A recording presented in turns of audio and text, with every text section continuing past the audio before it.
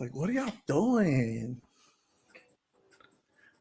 You don't sound enthusiastic about it. Welcome to Puro Pinche Sports. I'm your host, Jose Garza, and tonight I'm joined by my beautiful partner right here, James. What's going on, brother?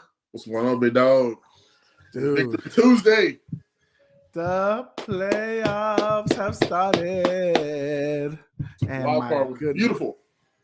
I mean, we had 5 fantastic games, and then we had that shit show I would call Monday night, which of course I know you are so happy about. You, the Cowboys fan of the group, that's like, yeah, we did it. We did it. We showed up. We finally showed up. When's the last time y'all won the first round? What was it, like 3 years ago? 4 years ago? Probably, I think so. I forgot who we beat, but that's how long Seattle. it was. Yeah. Seattle. True Seattle. I remember y'all beating Russ. I think that was like Russ's probably final appearance in the playoffs with them too. So yeah. All right, 2019?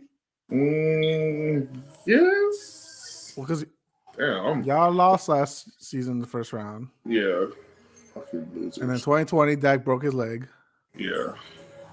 2019. Was that against the Rams? No, it would have been Seattle, regardless. I think Seattle was the one that y'all beat. That was the last one y'all won. Who cares? Like, y'all finally got it. You know, y'all finally beat Brady. We took care of business, man. We finally took care of business. It wasn't our best game, but it was Dak's best game, which is what I mean. Everybody called him out all week. You know, it wasn't Maher's best game. It wasn't Maher's at all.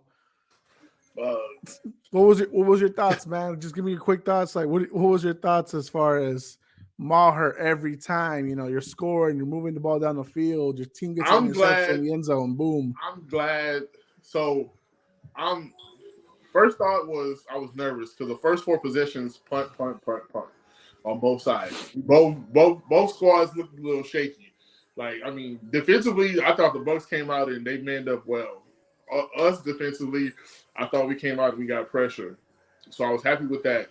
But once Dak got the ball going and rolling, I thought he made crucial passes, man. Big time catches by Schultz, Gallup, CD. And I think we just, the run game wasn't effective as I thought it would be, but it did just enough for the play action to work. So, again, man, like I'm one of those people that I ride Dak hard because I think the quarterback is the most important position, and you live and die by that. So he played phenomenal, man. Like, and I mean, like I said before we got started, our defense, shit, I don't know who was in the slot. That kid was balling because he had crucial pass breakups.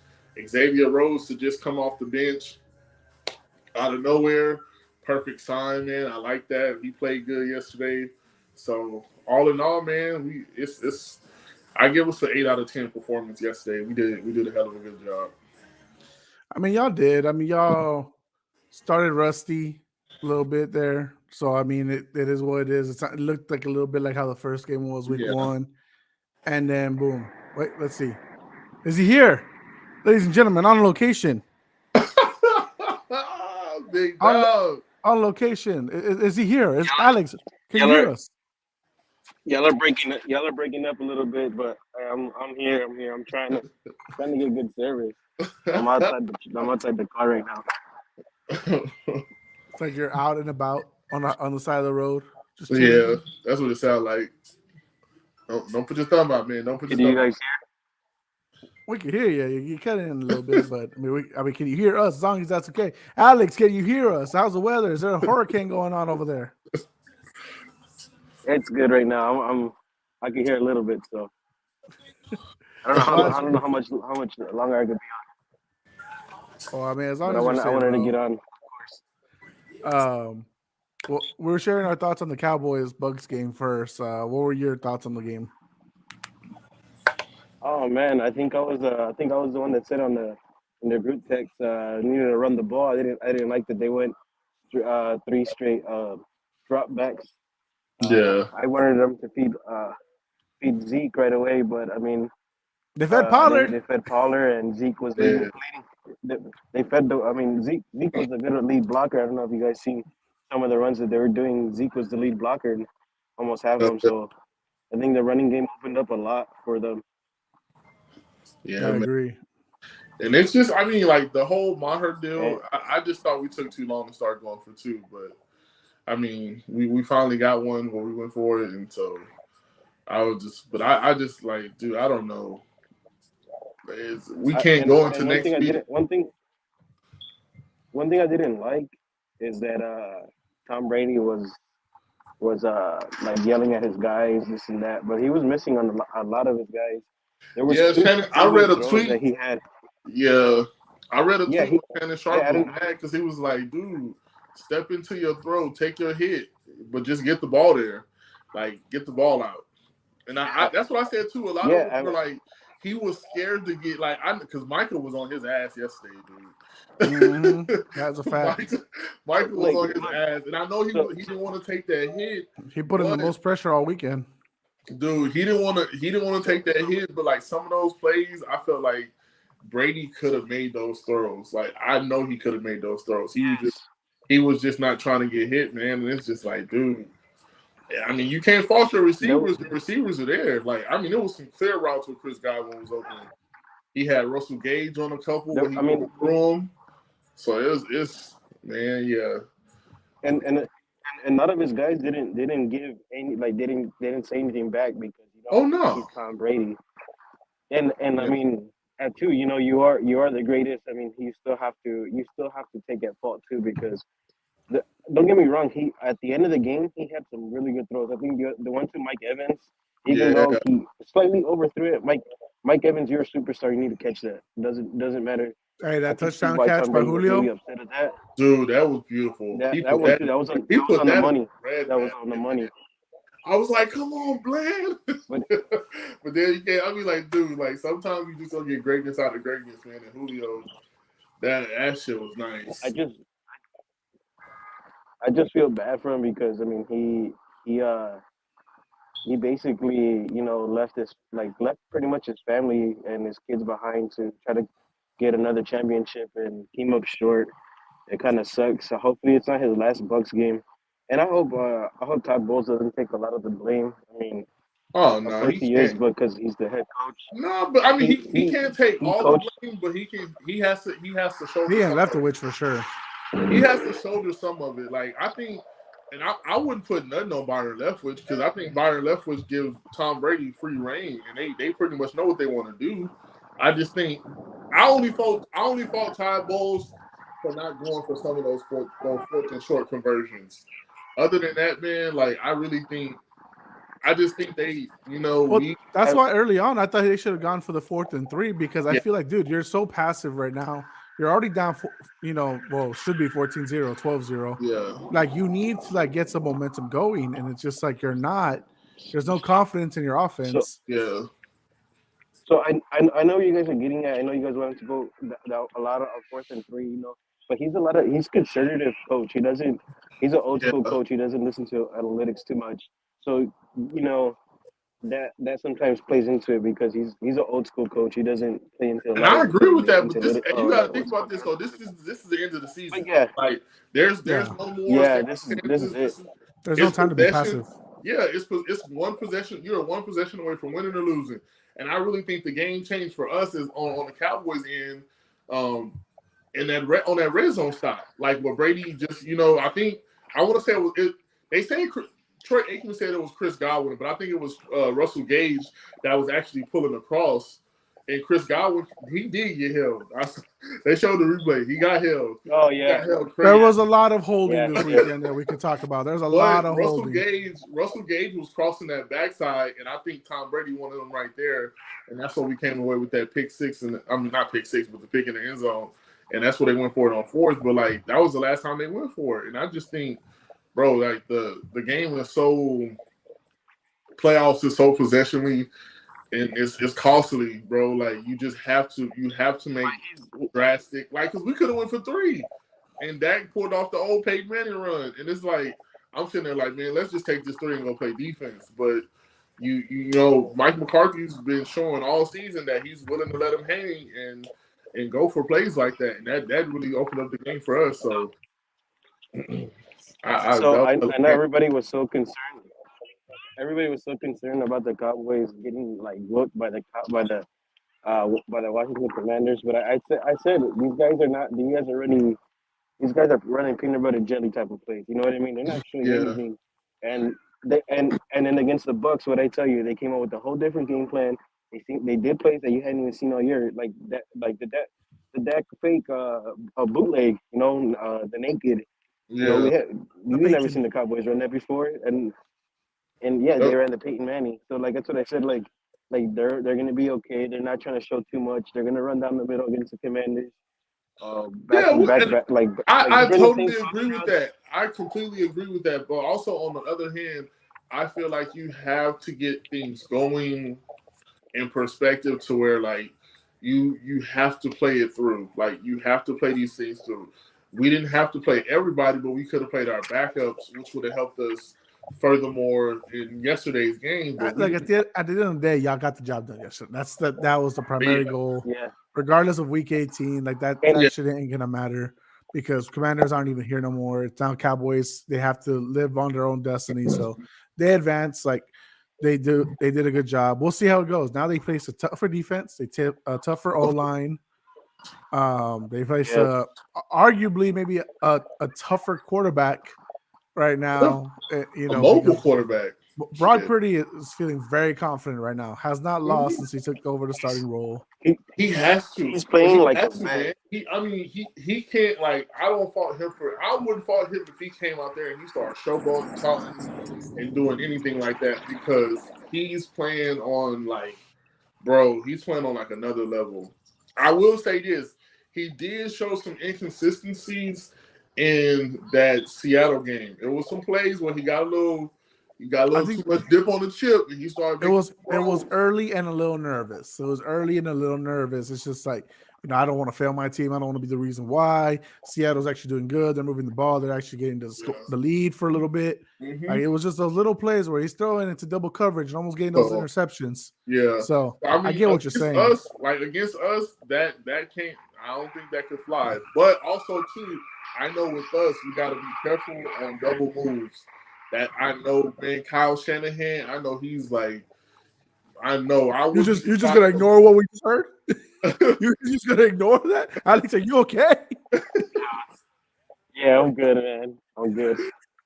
I've been hearing cars screeching, tires screeching, fucking accidents all over here. And James is like, yeah, Alex is fine. Alex is fine. He's okay. He's okay. Let's keep talking about this. Like I'm not freaking out for my brother-in-law.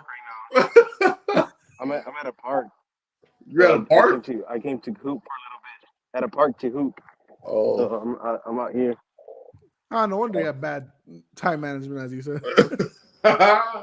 But yeah, man, I just think like against us, man. I know Kyle. Like, it's just some coaches, man, that strike fear into my heart, bro. And Kyle Shanahan, Bill Belichick, Mike Tomlin, those are coaches, man. When it comes down to playoff football, I don't want Dallas facing those guys just because they're just gonna come to the table with a whole bunch of like. Just like I would be surprised on first play, bro. If they don't try to put Devo on a double move and streak him up the field, like just to see if Diggs is gonna bite.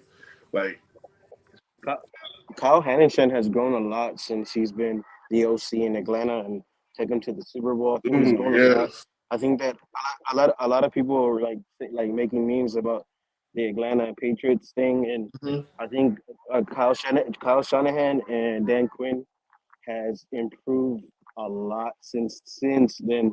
Oh yeah, Kyle Shanahan. For me, it's gonna be the ultimate. That's the ultimate chess match right there. Yes, Quinn versus. He's the biggest like guru. He puts guys in the backfield.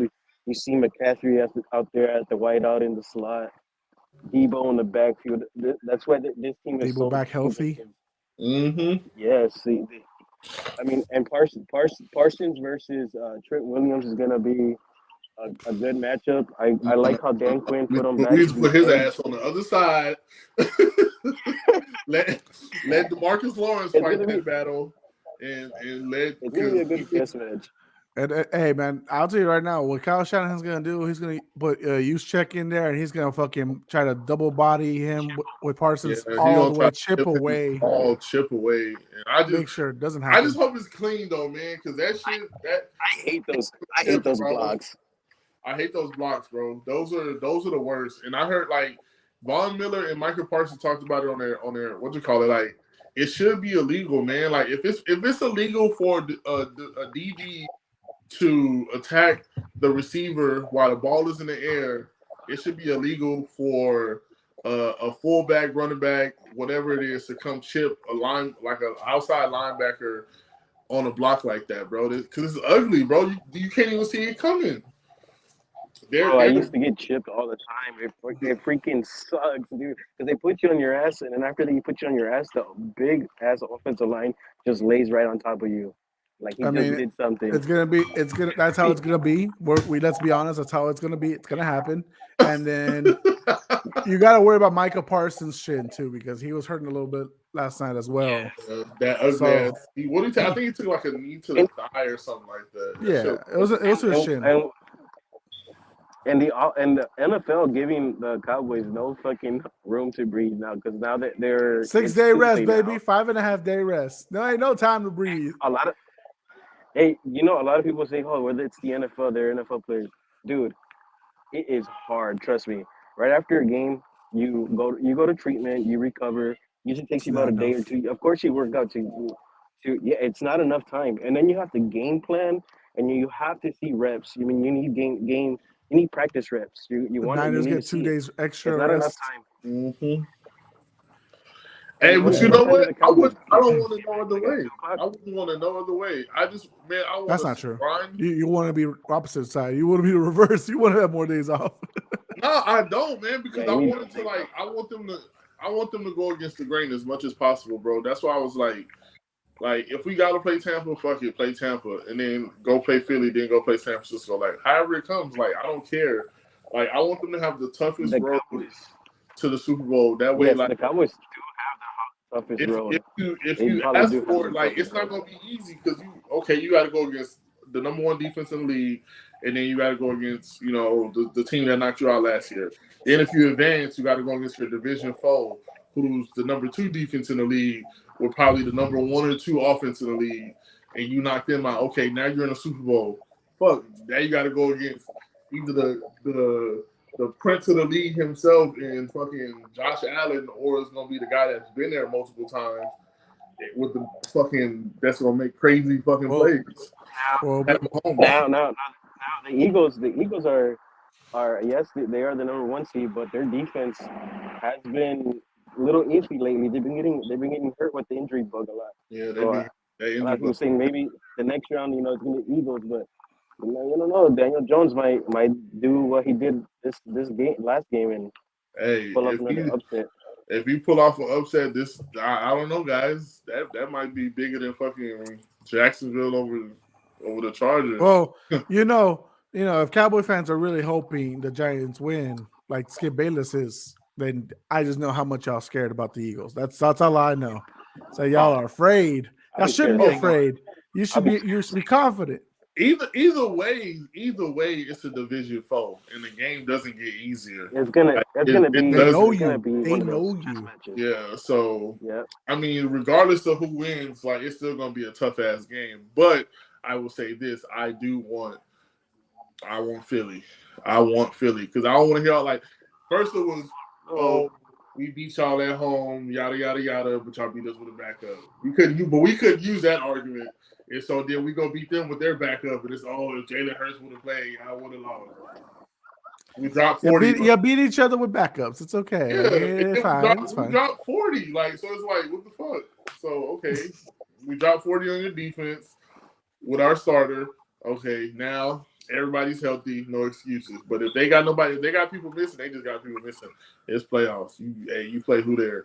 So at the end of the day, whoever wins the NFC Championship, the Super Bowl, AFC Championship, that's all that matters. Like, no ifs, ands, or buts. Right now, Mike McCarthy is fighting for his job in his mind. Maybe I know all Cowboys fans want him gone so they can keep Dan Quinn. But Dan Quinn is probably headed somewhere else. Let's be honest. Like I don't know, man. He got I an don't know what people. He has an interview Mike Friday McCarthy is with getting so much. somebody. Was that? Why is Mike McCarthy getting so much? Mike McCarthy is getting so much like hate, like saying that they don't win the big games and everything like that. He was in You know Green what? Bay, and That clock and management, everybody's saying that Aaron Rodgers. That clock management last year sucked. That's why. I don't even think it's just the clock Aaron management Rodgers last year. I just think it's the way the way the game was played last year. I felt like it was some plays that should have been made either earlier in the play calling and just on both sides of the ball. We didn't handle that game the way we were supposed to. Like it's the revenge game. It's the revenge game. So I just think this year is kind of like we took some tough losses that we shouldn't have taken, and he just has to answer the bell in the playoffs by silence all that shit. If he answers the bell in the playoffs, nobody will remember us losing to Jacksonville. Nobody will remember us struggling versus the Texans. Nobody will remember we lost to the Packers, like or I don't remember. So, hey, and even if they do shit, a bowl will put all that shit away. It'll put all that away. I mean, oh, there he goes. We lost him. He's the connections. But anyways, that was what I was gonna say. Hopefully, he's not getting run over or something. Look, man, San Fran is on a roll still. That's still they haven't lost since October. Think about that, October. Like now you got this kid who's ready. He's hungry. And they're ready to go. And they had a nice tough battle against. I think he's back. They had a nice tough battle against Seattle. Seattle didn't quit. They didn't roll over. Like they fought hard early on. They did. And you need sometimes that little test. On your defensive side. You need a little bit of adversity. Yeah, just to get you going. So now that's my thing too. Dallas didn't get any adversity. You don't want to count week 18. Like I get it. You don't count it week 18 because it's not real adversity because you're not really trying as much. Like y'all said, it's not really trying. You do get away healthy. That's the main important thing. By the way, prayers up still for Russell Gage. Thankfully, he is okay. Yeah. Didn't want no paralyzation or anything scary like that happening. Yeah, I was nervous, man. I was like, dude, because his back of his neck too. Ooh. He twisted. Yeah. But Geno Smith fighting for his contract, fought hard. Just what it is. Niners, showed out.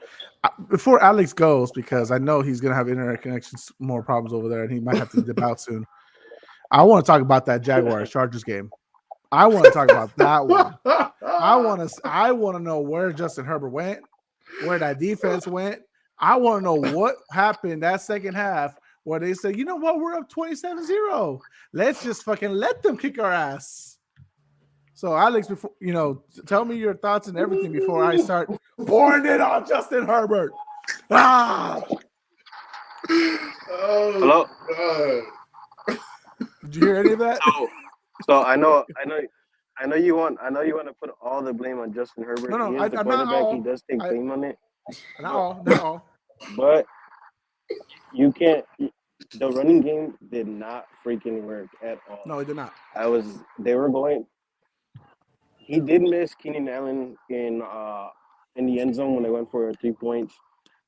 I think it was Walker that was playing linebacker. He had to throw it over him. But you still got to make it in the money. I know it's a tough throw, but you're an NFL quarterback. You got to make that throw. And then I did like that they were moving the ball. Him and Keenan Allen only had 6 catches for 66 yards. They did bracket him. Bracket means they had inside to outside leverage on him. They had 2 guys, but Keenan Allen was still getting open on 3rd downs. So I felt good. Justin Herbert was moving the ball on 3rd down. But they were trying to get the running game going, and it wasn't working. And Jacksonville's front 7 is no joke. So, but I mean, a lot of the blame has to go with the coaching staff.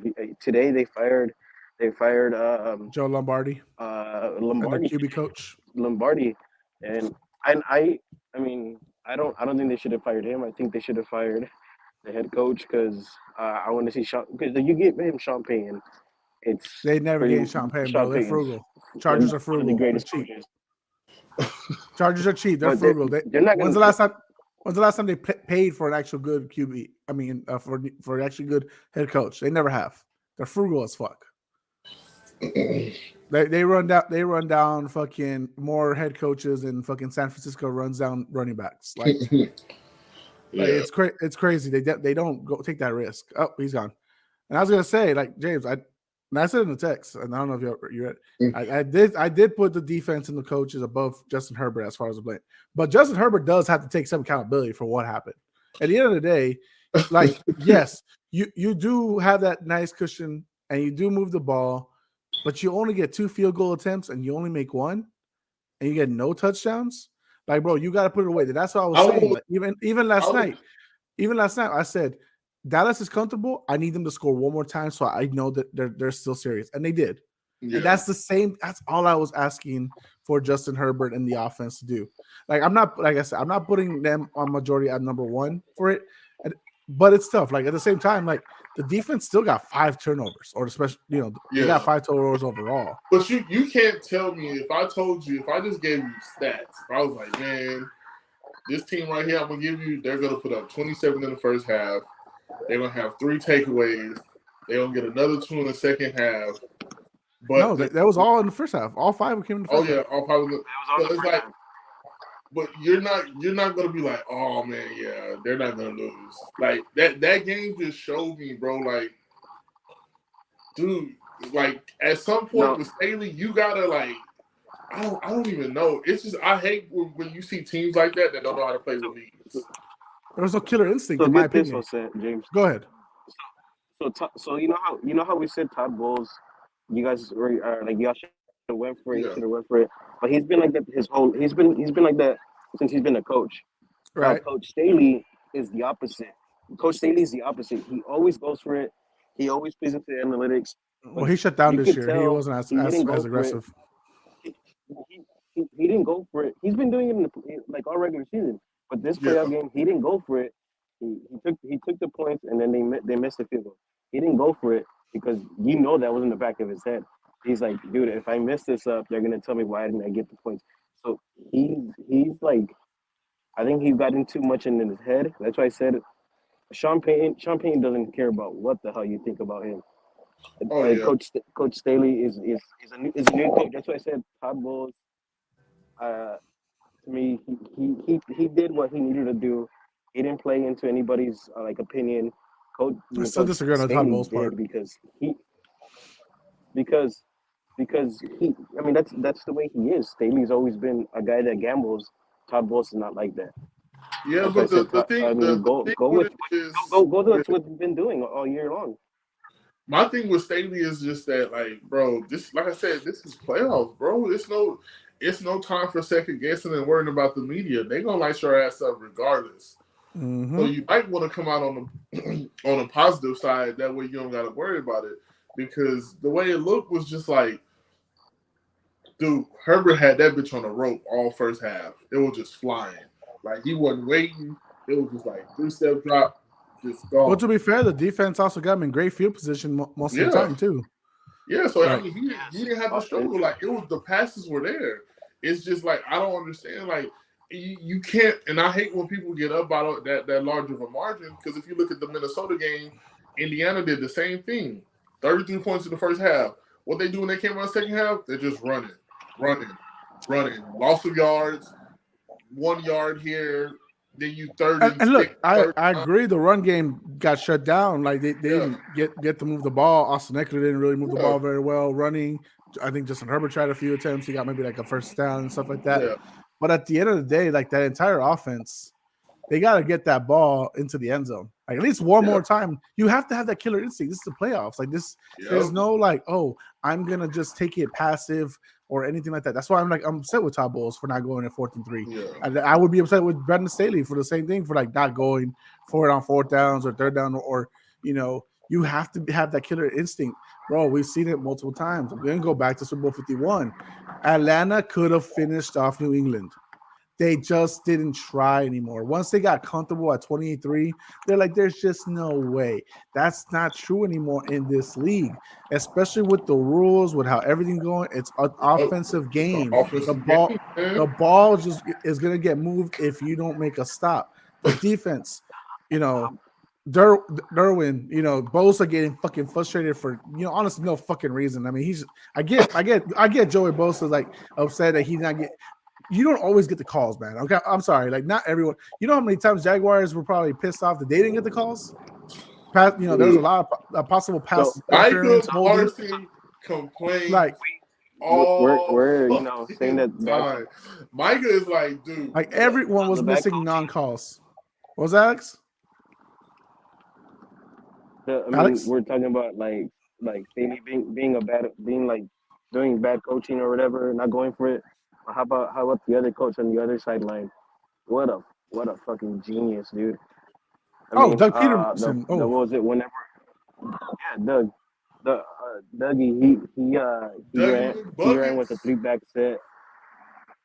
He ran a three-back set with Trevor Lawrence underneath the center. Of course, you're gonna think, all right, these 3 backs are gonna freaking run right behind Trevor Lawrence and push him for a first down.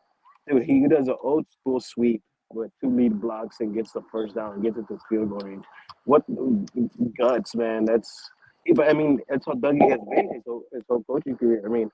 You saw whenever they're in the Philly special. It's just some guys are more groomed for offense than the other guys are groomed for defense. That's how I look at it, man. Because if off the top of my head, I just think like Kyle Shanahan, Andy Reid, you got Doug Peterson, you got who was the LaFleur in Green Bay, like hell, even Lovie Smith with the James offense was like. What's that, bro? I'm gonna have to go, man. I'm gonna have to go. But before I get off, I want to say the player of the fucking playoffs was the boy from Cincinnati. I go crazy whenever there's defensive plays, and man, that fucking block at the end zone. You know what? I will give it to Luke Wilson for that knockout. But the real player of the game would have been if Pratt would have pulled off that interception at the end of that game. If he would have caught that one-handed, man, that would have been a player of the year. That was so awesome. But all right, fellas. All right, brother. I gotta go, man. Let it be known. Right. Sorry about that, man. I wanted to get on, man, to this playoff talk. I wanted to be on to this, but I gotta go. Just go. You hate us. You hate us. Take it easy. Let it be known. Nah, man, but come on, man. Like that was we'll transition now. Let me say this before we transition over to the Bengals Ravens. Trevor Lawrence, sunshine, outbidding Justin Herbert, sunshine. Two sunshines going against each other. Trevor Lawrence got a dog in him, bro. I'm sorry. You threw 4 picks in the first half and your confidence didn't waver. Yeah. And you know what? Like I was kind of upset because I was gonna tell Alex this, but this is why I got Trevor Lawrence above Justin Herbert in my top 10, papas, because someone showed up, even though he threw 4 picks, 4 touchdowns. Come on, son. Come on. Dude, I was upset with his year 1, but I also wasn't upset because I didn't think he got a fair shake from his coach. That whole thing was a disaster, man. Bro, Doug Peterson is the best thing that could have happened to him. For sure. The best thing that could. I mean, he could have landed with some other great coaches for sure. Bro, it was crazy because when me and Art were discussing it over the summer of who between the rookie quarterbacks is going to advance very well. Yeah. Obviously he's a Bears fan. Alex a Bears fan. They're very confident on Justin Fields and his maturation. I'm like, dude, you can't forget Trevor Lawrence was the number 1 pick for a reason. He did not get a fair shake year 1. Yeah. And the excuse was, and I'll say more, it was more kind of on Art's side, is that, Justin Fields didn't get a full chance right away. Trevor Lawrence got a full chance and he stunk it up. It's like, yeah, but Urban Meyer fucked up everybody. He's kicking up kickers over here and screw it. And I'm loving the way, both guys are improving in their own ways. But Trevor Lawrence finally gets to show who he was in Clemson. Man, yes. And I think with him, man, he just got blessed, bro. They went out and spent money for him. They didn't wait to surround him with talent. They got him a tight end. They brought him in 2 receivers. And granted, I'm not thinking these guys are worth what they're getting, but I agree.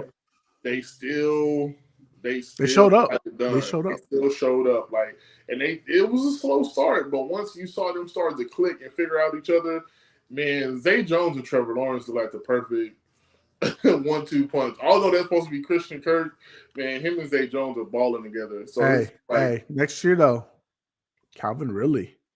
You forget he's a Jaguar now. Dude, scary. I think that's their division now. Oof. I mean, no offense, but there's not really much of a division to begin with. No offense. We never know what the Colts get at quarterback that can help them. Stop. No, I mean, because I think a quarterback is all they need for to open up for Jonathan. And they obviously don't know how to find one. They haven't found. From Peyton to Andrew Luck was like their blessing. And how many quarterbacks have they ran through? They're like the new Browns. They're like the new Browns. What is it? You got Brissett. They had Phillip Rivers. Who they have last year? Carson Wentz. They had Matt Ryan. Sam Ellinger. It's like, come on, bro, you're becoming the new Browns. Well, first of all, they need to get a coach. Once they get a coach, I hope they get the right person at quarterback. But there was nothing wrong with Frank Reich. It wasn't, but they need a quarterback. Frank needs a quarterback. Frank needed a quarterback because Jonathan Taylor was playing out of his mind. And now everybody just like, fuck it, we're going to load the box. They can't throw. And, yeah. So, right, man, JT was a nice one-hit wonder. It was nice to have him, but let's be honest. He's a one-hit wonder? I mean, dude, like, it's not like he didn't have opportunity this year. That's true. Like, let's be real. Like, that's true. At the end of the day, if your QB is failing you, dude, he had Carson Wentz the year before. Yeah. If your QB is failing you, run the ball, and he had a chance to run the ball, and he didn't go far. Damn. It's tough. I get it. He got the injury bug too and stuff like that. Yeah, that's a sad look though. If he's a one-hit wonder, because that was. But anyways, let's not talk about non-playoff. They don't matter. Shit. But and props to Trevor Lawrence, Doug Peterson, that squad. Fucking moving on. They got the Chiefs next. That's a challenge. Yes, sir. And Trevor Lawrence, though, and this might not matter to Marco because as he was doing last week. That nothing could stop the Chiefs. Nothing could ever stop them. It's like, dude, I'm not saying the Jaguars will stop them. I'm just saying it's not impossible. They ain't gonna I guarantee you this. Will be running. Pat Mahomes will be doing a lot of running because they will be on his ass off that edge. It ain't gonna be easy. It's not easy. It's not gonna be easy. It's gonna be a lot of fun. Let's go Bengals Ravens. Another close matchup.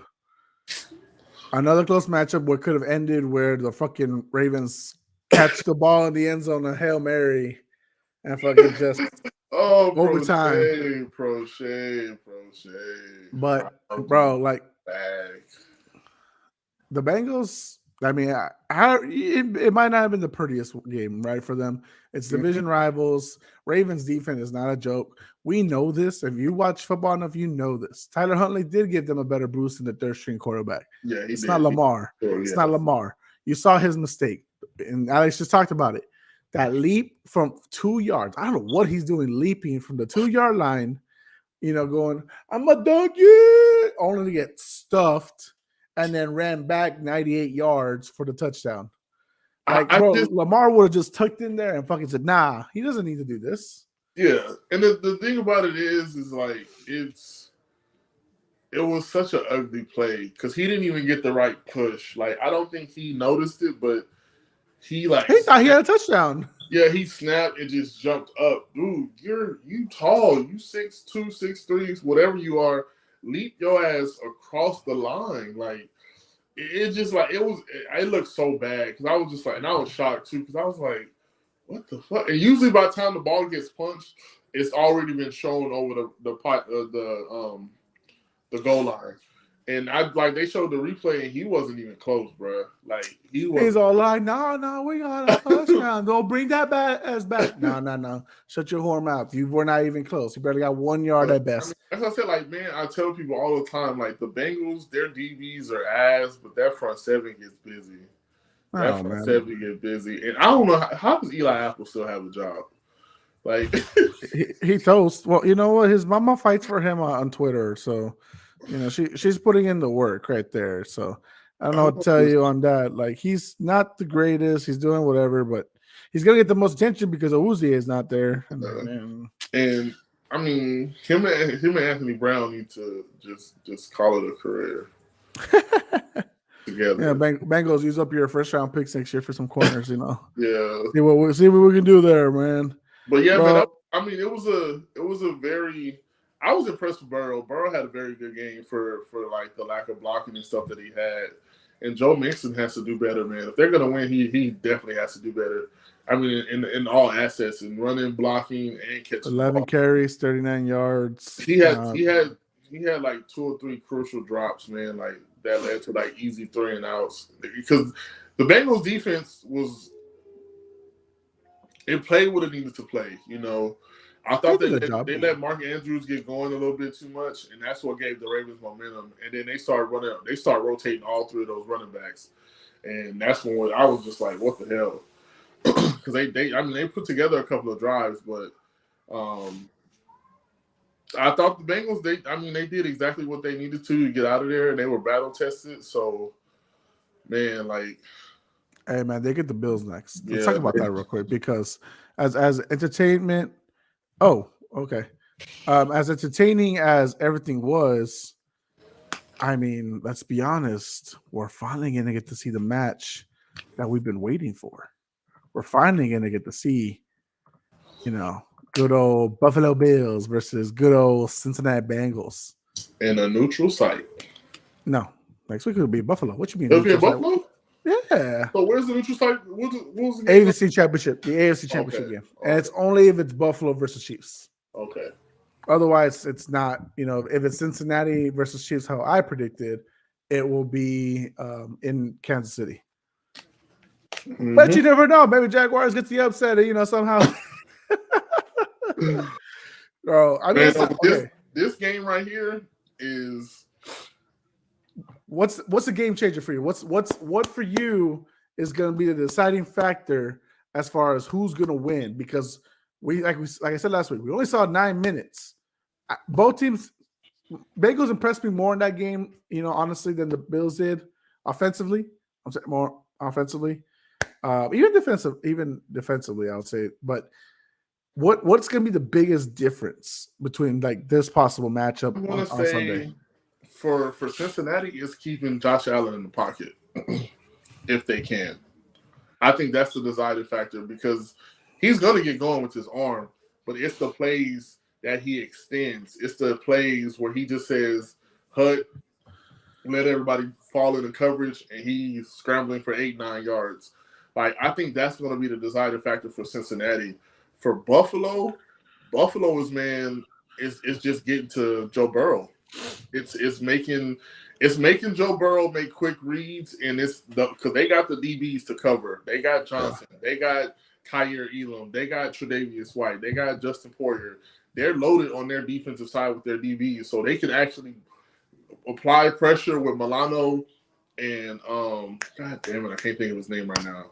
Edmonds. So they got Milano and Edmonds, man. So if that front seven is getting busy like they need to, like, because that line, we already know Cincinnati's hurt up front. So if they want to just go zero coverage, cover one, and send the house, like, hell, they just got to be able to prepare for, you know, Higgins and Boyd and Chase getting off the line, which we know they can. So, and you seen it last week when they played the Ravens. It was hitch routes. It was quick slants. It was, you know, crossing routes. So it's just, I mean, it's a matter of Burrow getting that ball out and the Bills getting there. So it's going to be a good game, man. That's the one I ain't fucking worried about Dallas. I mean, week 17, it was in Cincinnati. You know, maybe home game, it makes a difference. We'll see. Yeah. Because now this time it's in Buffalo. The weather's going to be a little different. I don't think Cincinnati is that worried, to be honest. They played Baltimore and all that stuff. They ready to travel. I honestly, if you ask me, I think Cincinnati plays better on the road than at home. When they play on the road, man, they get busy, dog. When they play on the road, they show up. They really show up. So, but I mean, Bills Mafia is crazy, man. That stadium's gonna be jumping, and God forbid they let DeMar Hamlin show up. then it's gonna be rocking. Like, honestly, it's not that sound crazy. DeMar Hamlin shows up. It also might be a boost for Cincinnati. They were there. They were traumatized too. It's true. I mean, but I just feel like what it's gonna do for the Bills and what sports does in those situations, man. You just it brings the best out of everybody.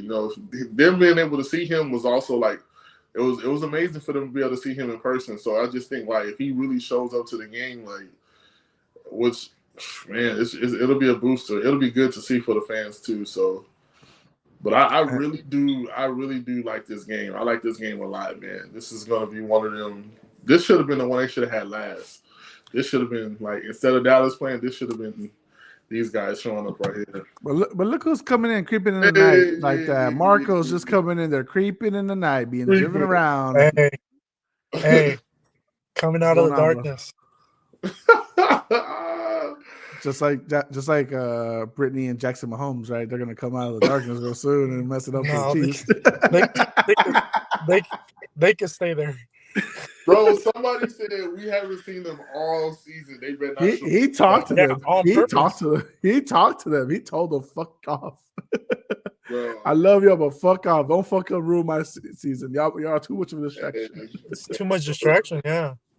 Dude, they've been going crazy. I'm glad Juju been in check too, because I'm like, bruh. Marco, we've been in this for a while now, so I want you give me like a quick recap on how you feel on Cowboys and Bucks. Let's go there first. Like, what was your feelings on that one? So we knew I had said it last pod. I said the run game isn't there for them. Tom Brady without a run game, it's pretty hard to win a playoff game, and we've seen that in the past. So, credit to the Cowboys and Dak Prescott showing up for once in his life. So that was good. It looks like time management, everything good, especially in those first few quarters. You're harsher on Dak than him.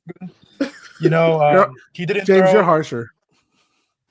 No, I just think overall, I think Dallas looked good, but it's about consistency at this point. Now, can you go and do this against the 49ers, which I think that defense is going to be too much for Dak. You heard the man. How'd you feel about the Niners over the Seahawks? How'd you feel about that one? Expected, right? I think Brock Purdy showed up and showed that he's a guy winning a playoff game. At that point, he had the same amount of playoff games won as Dak, and then Dak won. So he got one more. Maybe Brock Purdy ends up tying him here in the next game. I'm counting all these shots. So when your Chiefs lose, I want you to remember that.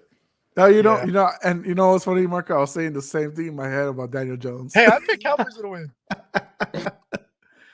But to be like I said, you know what? Daniel Jones has got the same amount of wins as Dak, Hey, but James, don't get bad now. You're the one that said Dak's not the one. I don't want to hear you saying no. I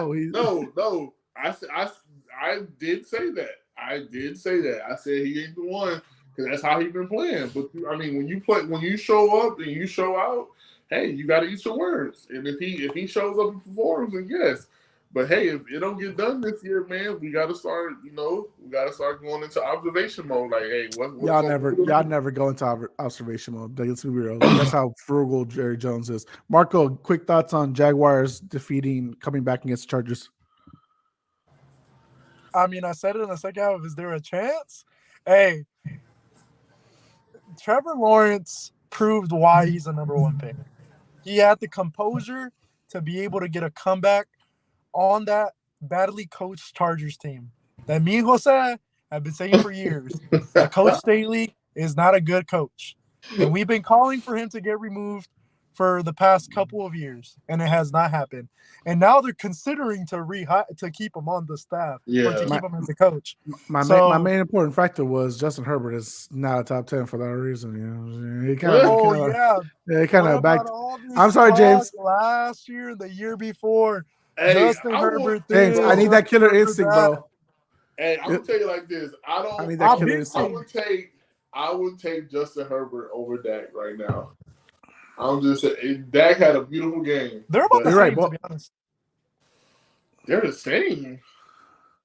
Like, level. Like, I would put them in the same, like, if we had to order QBs, we'd put them in the same bracket. Ooh, damn! You know how that hurts James right now in his soul. Like, no, it doesn't. But I don't think so. I think Herbert is a very good quarterback. I just think he's just in an unfortunate situation. Like the Chargers organization as a whole is a shit show, man. Like look at like how they spent.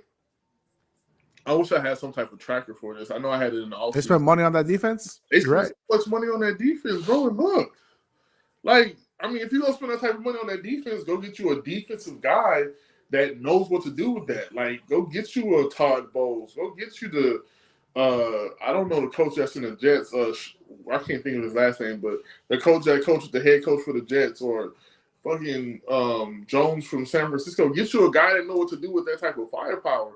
It's no way you got Bosa and Khalil Mack on the edge and you got shut down corners and J.C. Jackson with Asante Samuel Jr. and Derwin in the back, and you're not creating no havoc or you're not leading the league in turnovers. Like, it's too much going on out there. Philly they got a crazy front seven, but I guarantee you people can't name me 4 or 5 players over there. We got players that are going crazy on our team that I wouldn't even shit. I had no faith in Donovan Wilson, Malik Hooker, or Jaron Kearse this offseason. But look at what we're doing with our team. Like, and you I remember you had confidence in Taco. I remember when y'all had confidence in Taco. Dumbest fucking pick ever. And then we took Kelvin Joseph over fucking Asante Samuel Jr. Like, look at this shit. Real quick, going back to Herbert. Yeah. Going back to Herbert. I think people don't talk about this enough too. But do you see Justin Herbert as a leader on that football team? Legitimately. No.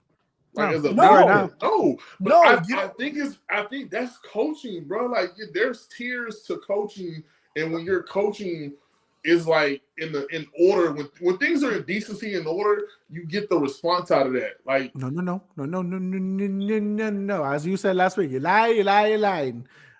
No, Justin Herbert has to have the responsibility. You're going to wear that captain patch. You're going to have the responsibility of being the leader. You cannot walk around with a captain patch and not be a leader. He does not command the offense. He's well respected for his talents, but let's be honest. How aggressively is he pushing? He can call audibles. It's not like he's restricted from calling audibles. He should know the tempo of the momentum of the game, and many times I have seen him just fall too damn short. We've seen it last year against the Raiders. We saw it this year against the Chiefs, and we saw it again against the Jaguars. And that's why I said earlier when Alex was on, he had to score in the second half. He cannot just go down the field, throw for 137 yards. Props on your numbers. Where's your touchdown numbers? I need that. He threw one touchdown. There's a certain one the whole game. Yeah. Go ahead. Yeah, definitely. But there's a certain responsibility that comes with at some point when you're losing by that many points. I mean, when you're up by that many points, you cannot let a team come back like that. Say coaching, say whatever you want, but at the end of the day, they have a responsibility. I don't know if y'all can hear me. No, I'm here. Is it going out? No, it is a responsibility. But like I said, like my thing is this. I think at the helm, it comes with coaching, bro. Like I think there's like even with look at how like that's why I don't think nobody trusted the Minnesota Vikings all season. Nobody. Like they play into these games. They have shit show performances for 2 or 3 quarters. And then all of a sudden in the fourth quarter, they want to start trying to make plays. And Kirk is in a 2-minute drill every possession, and they're trying to, find ways to scheme up Justin Jefferson or Dalvin Cook with screens and stuff like that. And they're scoring late. Like, I don't trust the coaching. Like, that's why I said that I picked the Vikings, but it's just because they were I felt like they were the better team offensively. But that's why they lost to the Giants. It's coaching, bro. Like Dayball is like, or whatever, however you say his name. I'm not saying coaching is not a factor. I'm not saying coaching won't be a factor. Obviously, Brian Daboll saved Daniel Jones' career. Like, I'm not saying coaching is not a factor, but at some point, dude, you gotta take over regardless of whatever. I need to see more emotion out of him. I need to see more emotion where he's like telling his guys, his own line, protect me, catch the ball. Like you said, he has to have that killer instinct. He has to have that dog in him where he's commanding guys to get to a certain spot. Him and Keenan should be on a certain level where, like, hell, even if he called a play, Keenan, I'm giving you a hand signal. This is what I want you to do. I'm going to you. You are my guy. Every quarterback has a guy that they're going to trust and go to in crucial moments that they know they're going to ride with them. They're going to save them, and they're going to take it. They're going to take the hit, whatever it is. We all know Staley shouldn't be there. Let's just think about it.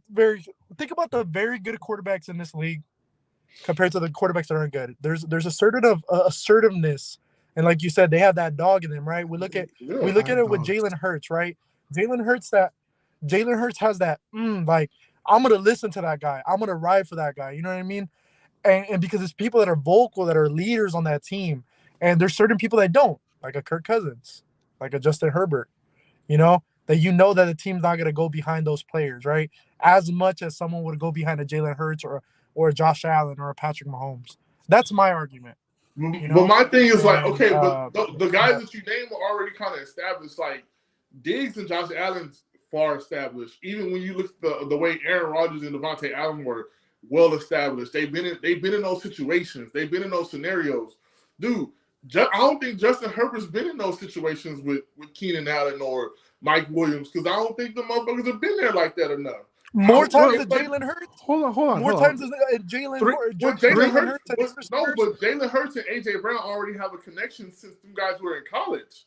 No, hold on. Proven. Right. I'm traded. That's why when he got traded, that's why you see the little Instagram or whatever he had called them on FaceTime. Them dudes have been worked out long before they even got together in the NFL. Agree. But here's the thing. 3 straight seasons they've had each other. Keenan Allen and Justin Herbert. And Mike Williams. And Austin Eckler.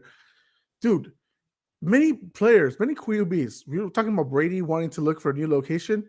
They would kill for those 3 guys. They would kill. And we can't say they like, dude, you know what makes Chargers games so exciting to watch? Why they were on primetime a lot this year? Because they're always in close matchups. So we can't say they're not in those situational matchups. They get those situational matchups. The only difference is that they were in a 27-point lead over the team that whooped their ass 38-10.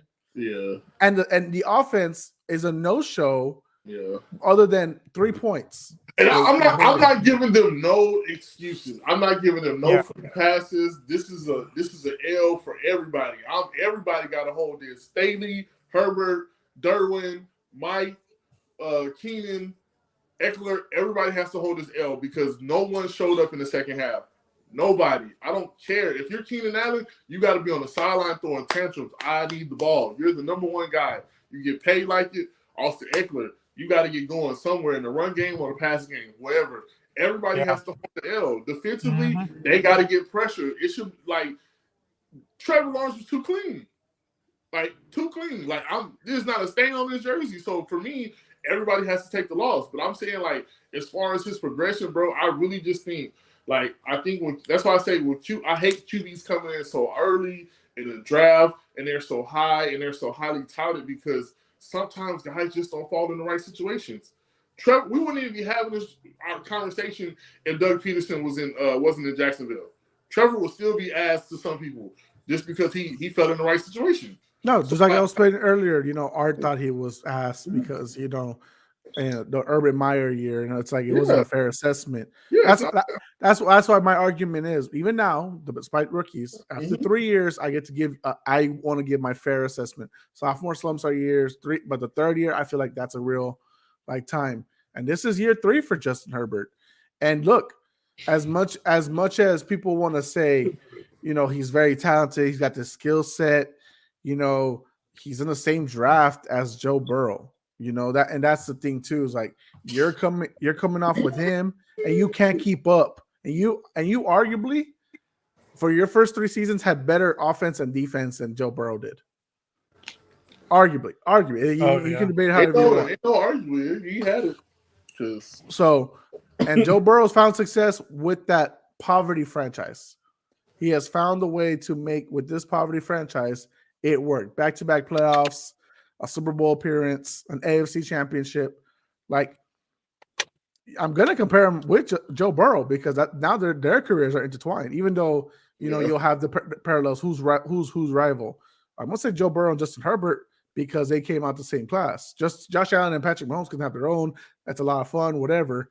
But those two, Like, I'm sorry. Like, I know. No, I mean, it's not fair. It's probably not fair, but that's you have fair. You come out of the same draft class. You come out of the same draft class, organizations. And he went to a worse situation. Yeah, he went to a worse situation. So it's like, and I mean, Justin Herbert don't have the struggles. He don't have the struggles of not having the offensive line, not having a defense, not having number 1 receiver, number 2 receiver, tight. Like he has. If you would compare them on paper, arguably the Chargers have the better team offense and defensively.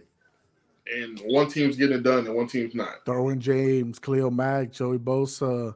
Coach Bailey needs to get out. And to be fair, but it's not like Zach Taylor's been like all great and mighty, to be fair. There's been a lot of criticism on Zach Taylor, but he getting the job point. He's answering the bell. So besides the point. All right, Marco, give me your thoughts real quick. What was the other game we were talking about now?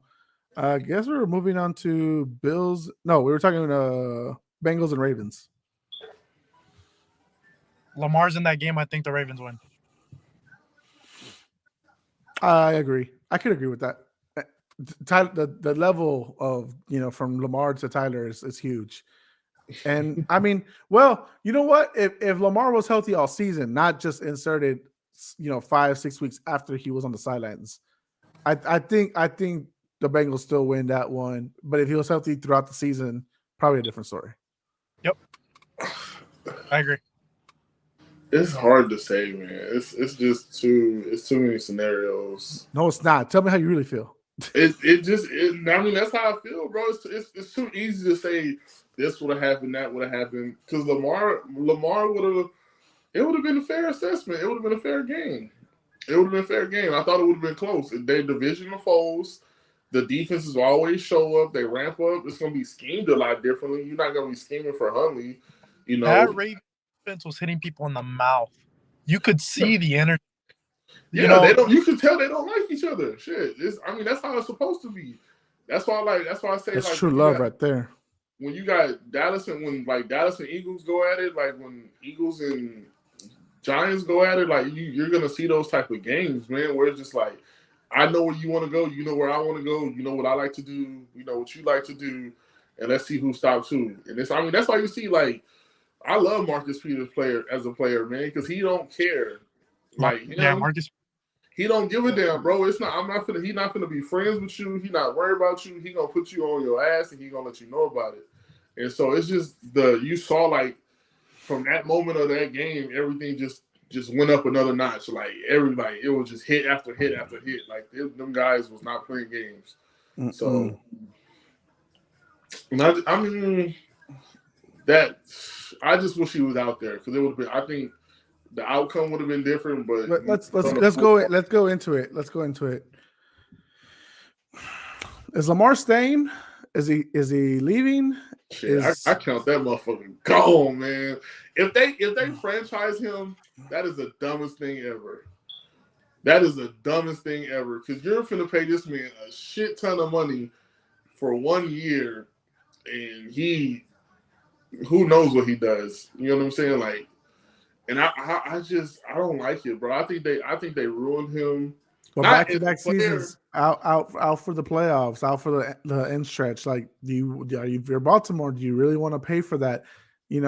Yes, he's not even getting hurt running the ball; he's getting hurt in the pocket. Yeah. But like, are we now feeling that confidence to want to pay him? Like, that's the tough part. Like, do you pay a man hasn't been at the end of the season? Let me ask y'all something else, or let me tell y'all something else. Let's say the Ravens get rid of Lamar. When's the next time you got a chance to get someone like Lamar? That's the question the Ravens have to ask themselves. When does Deion's son graduate? But that's a legitimate question, right? No, it is. But talent. Well, let me ask you this. Okay, you keep Lamar. You keep him. Say they keep Lamar. They pay him. He's a generational talent. We all understand that. You think you get the help? Or are you going to surround him with help? Because all you did was give him old-ass receivers and one good tight end, and then every running back he gets can't stay healthy. J.K. Dobbins in and out of the lineup. Gus Edwards in and out of the lineup. King Drake, you let him walk. Mark Ingram, gone. Mark Ingram's gone. You draft the second guy behind fucking Mark Andrews, Isaiah Likely is a beast. That guy is coming into his own. I like that. But he's your fourth or fifth option. He's your fourth or fifth option. You like your receivers are nowhere to Till and Wallace. I haven't seen nothing out of him. Duvernay, Rashad Bateman. Hill hurt. Rashad Bateman can't stay healthy. You signed old ass Jackson. You signed old ass Dez Bryant. Like you old ass Sammy Watkins. Get this man some fucking receivers. Go after fucking DeAndre Hopkins. He's on the table. The cap space nowadays, you can maneuver it in so many ways. We see teams like They'll the pay Chiefs him in bonuses. sign they'll sign them. There's a way to do it. It's if they're gonna do it. And it's not even that. It's not even that, man. Bring in some more O-line help with fucking Lamar Jackson. Like, dude, it's simple. Like, they traded for Roquan Smith and gave him the bag. That is the dumbest shit I ever seen. Your defense was already good without him. He did not take your defense to fucking from 10th to 5th or 10th to 3rd. Like, you were already a top 10 defense without him. He didn't do anything spectacular to make your defense any more greater. And you just gave this man $60 million out of $100 million. Why? That could have been the league in tackles. That could have been DeAndre. That could have been DeAndre Hopkins and an O lineman, and hell, your team would have been probably Super Bowl bound. Is it easier to find a great quarterback like Lamar, or is it easier to build an O line, a good O line? It's easier to build an O line. You can draft the O line. You don't got to draft all first rounders for O line. Yeah, be great. You can find O line in 4th, 5th, 6th round. And if you got the right offensive line coach, you got the right. That can get done. You're not going to find another Lamar Jackson. Like, look at it this way: like the Patriots can't find a good offensive line coach since their guy retired like 2 years ago. Like once he retired, the O line's been shit. That's why you see Mac Jones on his ass a lot. But besides the Patriots point, like going back to like the Ravens situation, like, look, man, like I think you got to pay him. Like, you can't walk around saying, you know what, Deshaun Watson deserves more than fucking the full guarantee. He deserves it more than our guy, the guy who was busted his ass, who took us to the playoffs his first year, who went to the playoffs again on his MVP year, who got us a playoff win the following year after that. Like, you're seeing how you are without him. There's a level to this game. Everyone knows if Lamar's playing, if he's fully healthy this season, he is good to go. Like, ain't no ifs and buts. Honestly, I'm glad he sat out. If he felt healthy enough to play, I'm glad he sat out. Fuck, like, no disrespect to them, but fuck Mike Vick and Charles Woodson and Sean Payton for suggesting he should play. Fucking suck it up and play. Like, no, I didn't like that's not your call to make. Like, y'all got y'all's bag. Like, that ain't your call to make. What RG3 said when he said, like, and RG3 is a perfect example. Can't nobody else say what RG3 said because RG3 been there. Like, Vic, you done it, but shit, you did it your way, and you did it because you were the only thing on that goddamn team. So if you played with it, you were lucky enough to get by. Like, to hell with everybody else that think this kid needs to go out there and play, so he can go out there and fuck his leg up. And with the Mike Vick situation. With Mike Vick's situation, I'm like, dude, you spent years in jail. No shit, you're gonna play when you're injured. You fucking trying to make up for shit. That's why. Yeah. So like that, don't put that shit on Lamar. That's a different story. Like, you as his mentor and teacher like that, you should not be putting his ass on like that. I got two things. One, I feel like these QBs also, and I get it, man. You got to chase your bag, right? You don't know how long you're gonna be in the league. You can get hurt.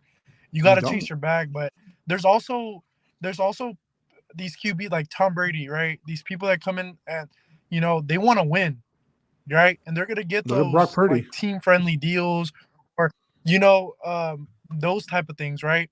And I feel like I get it. Deshaun Watson got paid and kind of ruined things. But if that's the case, then I don't even think QB should be in the cap space.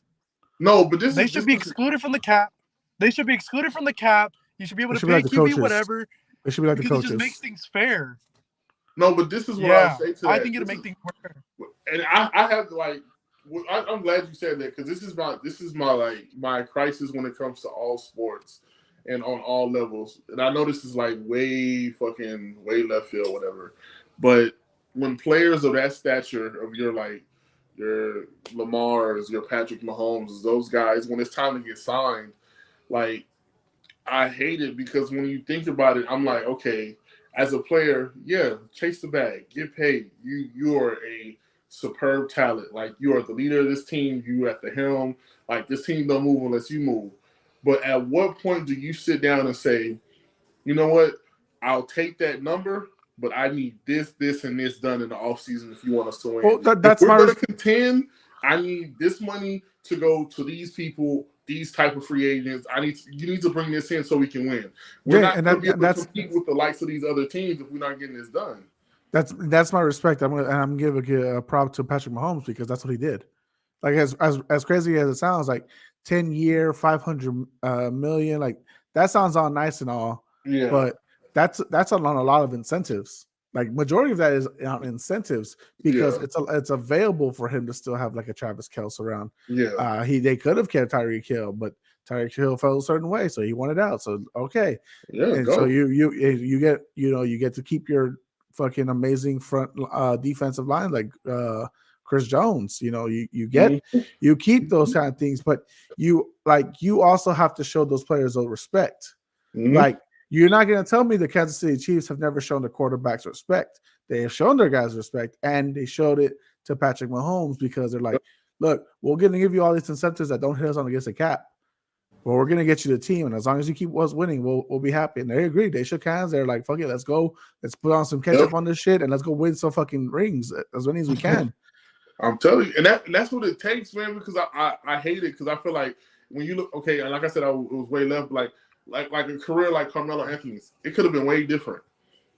It could have been way different. You chase money when you could have made a team and you could have had a ring.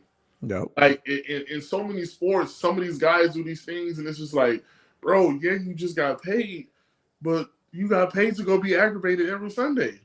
Well, man, Aaron Rodgers got four MVPs, but he got one ring to show for it. Yeah, Aaron Rodgers is one of the ones I'm talking about. Bro, you went and got this big-ass $50 million a year deal, but now who you throw the ball to? And now you're mad because Christian Watson dropped one pass, and then you want to go air him out on every fucking show you sit on. Like, dude, that's your fault. You could have still had Devontae. You want to be secluded. You want to be in the beaches, in the hills. He's become Brett Favre. Yeah. So I'm just like, bro, that's all on you. Like, players like that, I don't understand it because I'm thinking like, bro. Like, you being indecisive right now is why D Adams left, because he doesn't want all this confusion.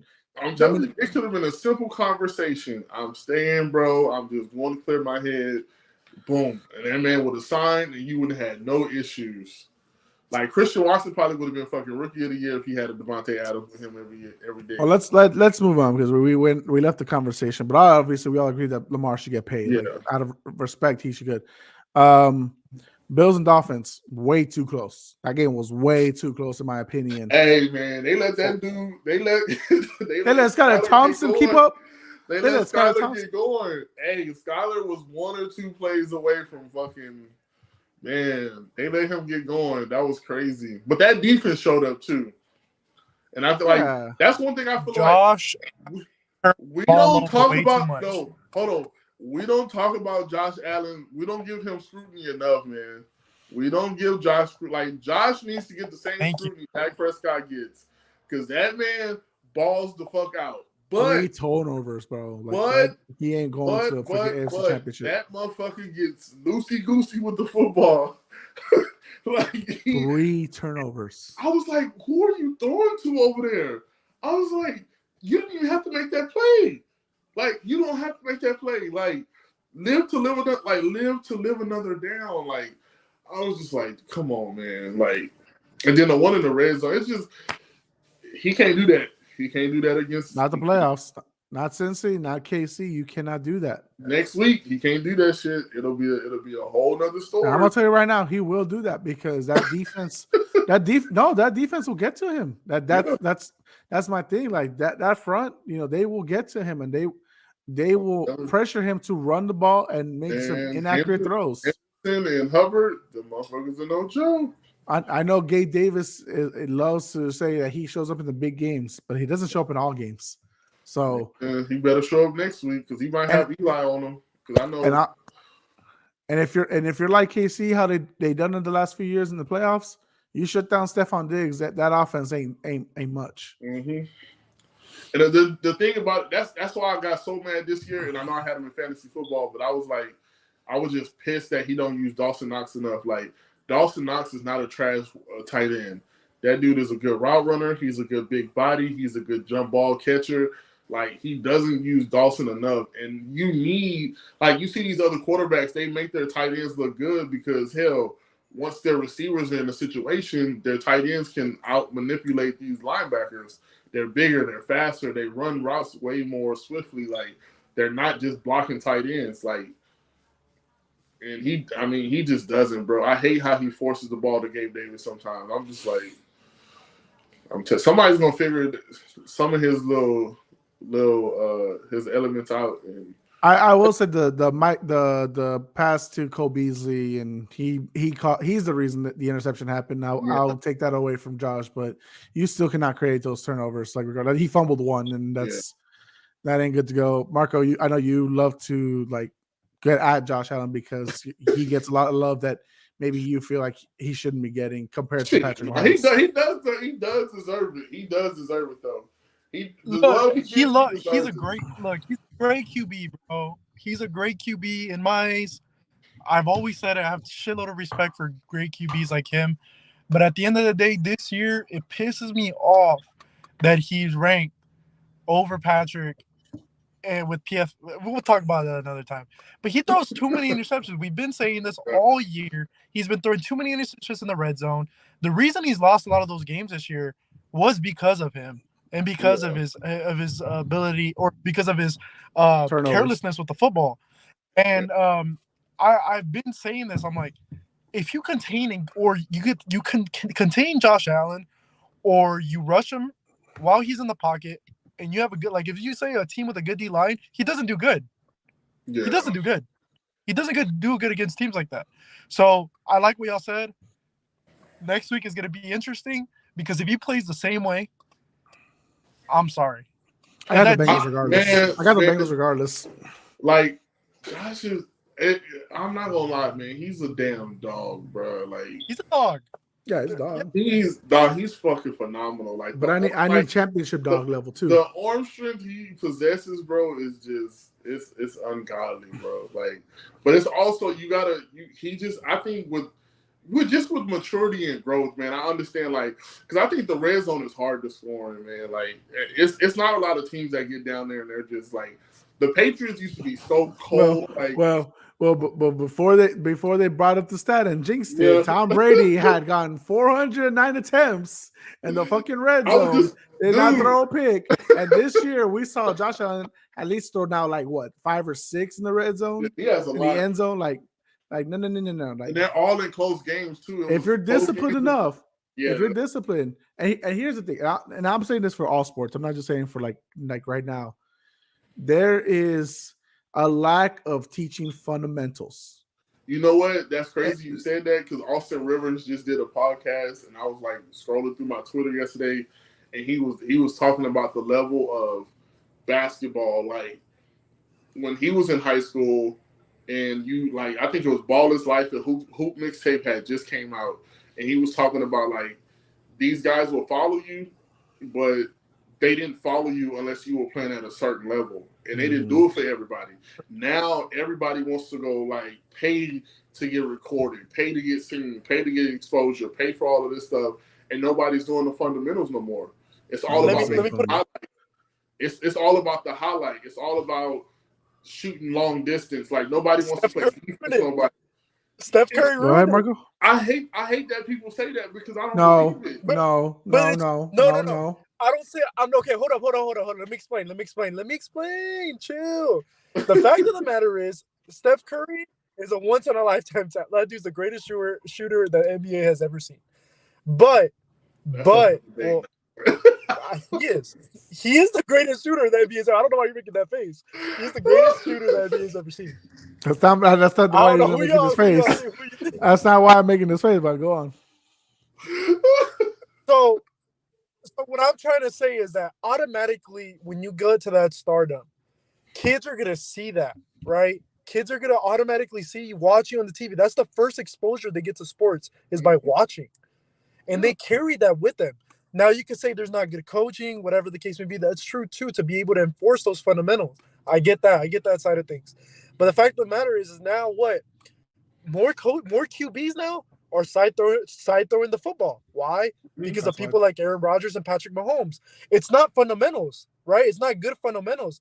But they can do that because they're phenomenal at it. Because that's how they learned, right? That's how they picked it up. They used to play baseball, whatever the case may be. So I think there's a lack of good coaching to coach those fundamentals that, hey, you're not Patrick Mahomes, and you got to learn that. Later on, you can start doing the fancy shit. Right now, I need you to throw the football regularly. This is what I'm going to put it on. I'm putting it on the coaching and on whoever's recruiting and who's ever displaying all this dumb shit. Exactly. Because you can put up the greatest of highlights on your YouTube, on your little TikTok, and whatever you fucking do. That's amazing. Y'all fantastic. You look so good. Can you body up somebody? Can you put the defense on? Can you play aggressive on both sides of the court, or are you just all about the flash? And that's how I feel about the whole system in sports in general. Because it's just nobody wants to play hard knock defense. Nobody wants to play body to body game. They just want to show their flashes. You know why you lose? Because you just fuck it up for yourself because you don't know the fundamentals. The fundamentals is such a key part growing up. And that's why the big fundamental, Tim Duncan, top 5 of all time, is one of your last rare breed bigs that you're going to see as a big guy. Because as athletic and as awesome as Giannis is, he hasn't developed his fundamentals fully yet. AD is too injury prone. He has some fundamentals, but his body can't keep up with him. So that's why it's tough to just believe. Look at the point system today. Look at the point, and I'm saying the NBA. I know we weren't really trying to talk about them, but the reason there's so many points, nobody defends. Nobody. The Spurs who are known for their defense adversity are in the bottom tiers because these guys don't know their shit. It's fine. But I want to be the last one on this year. It's okay. Yeah, he wants to be the last. I want Victor. I don't want him. I don't mind Scoot Henderson or whatever his name is, Scott Scoot. I don't mind him as a point guard because one of them, one of those two picks, one of them. But I would say this: I don't care. I don't as a basketball enthusiast and player myself. That's why I hate it because people don't respect moving the ball. People don't respect getting others involved. People don't respect playing defense, grabbing rebounds, blocking shots, playing the passing lane. It's a highlight. Talking on defense. Nobody wants to do those intangibles no more. Everybody wants to pull up from half court, 3/4 of the court. Everybody wants to throw the lob. Everybody wants to isolate and dance and make 15 dribbles and not go anywhere. Dude, none of those intangibles will get you anywhere. If I need you to score a bucket, can I get 3 dribbles in a jump shot? Can I get you to set a hard screen? Can I get you to communicate on defense? Do you know how to slide protect? Can you call out defenses? Can you tell when somebody's left-handed versus right-handed? Can you tell when I tell you to force them baseline? You know what that means? Nobody does stuff like that no more. So it makes me my ear. My ear. So for me, that it's the worst thing ever to see in basketball. I don't get in. Me and my friend were talking about the other day. I don't watch basketball until after the All-Star break. I don't care what happens in the first half of the season, unless somebody gets dunked on or somebody falls or something like that, or somebody goes crazy for 71 points, 81. I'll watch it, but other than that, I can't get into it. Emmanuel Acho came out with the word social media quarterback. That's now his thing. He throws it on Justin Herbert The truth is, these days, whichever sport you're playing with and you have no fundamentals, you're all social media athletes. You're all just for the highlight reel. You don't care for the entirety, the full inserts of the game, and that's fine. That's your thing. If you make your money, you make your money. Congratulations on for you. Yep. But there's always going to be that judgment. You're do you know? And I'm bringing it up because also I remember seeing a comment last week, and it was after our episode last week, and it was on one of our TikTok videos, and it was why would you draft these older guys versus the guys of today and your all-time stuff? Aren't these guys the better athletes, and et cetera, et cetera? And I didn't get the chance to I saw it. I was should I respond? How do I do it? I'm not good at fucking doing everything in less than a minute. I just hate. I can't do that. Obviously, you can tell by my edits on TikTok. I can't do everything in just 1 minute. But my answer would have been, the reason is because if you put those guys in these fundamentals into today's game, they own these young kids. Like no disrespect. Them the fuck up. Like they grew up with forearms and elbows on on their fucking ribs. They had hand checking for days. The fouls were incredible, and they still played fundamentally good basketball, football, whatever. The lost art is DeMar DeRozan's game. The mid range. Exactly. Nobody shoots it. It's done to threes. It's done to threes. Dude, you had Michael Finley, you had Rip Hamilton, you had what's his name? Rasheed Wallace. Rasheed Wallace was one of them too. You had Rasheed, you had Rashard Lewis, you had Ray Allen, Serge. Fuck, man, it was just the art of shooting a jump shot, bro. Like, and I hate it because I'm not a shooter. I'm a slasher. I know my game. I know it well. I don't complain about it. You're not gonna see me jacking up all these threes. I am a slasher, and I like to play defense. So look at, and that's like that. I was gonna say, like, look at what freaking Pop did for Kawhi. He developed his mid-range game, like, and it was also like the assistant coaches and all that stuff. But he told them, go work on that because that's your shit. Looks like we got someone else here. Hello. Are we still on location? Hello. I hear a blinker. Start your engines, please. Well, let's go back to we were talking to playoffs. We kind of lost track of there. Obviously, fun for the Bills. Good shit. Last game we need to talk about. That's what we talked about. Oh no, the Giants and the Vikings. We have yet to talk about them. Oh, there's nothing to talk about. What are you talking about? Daniel Jones showed up. Daniel Jones has. How do you throw 3 yards on 4th and 8?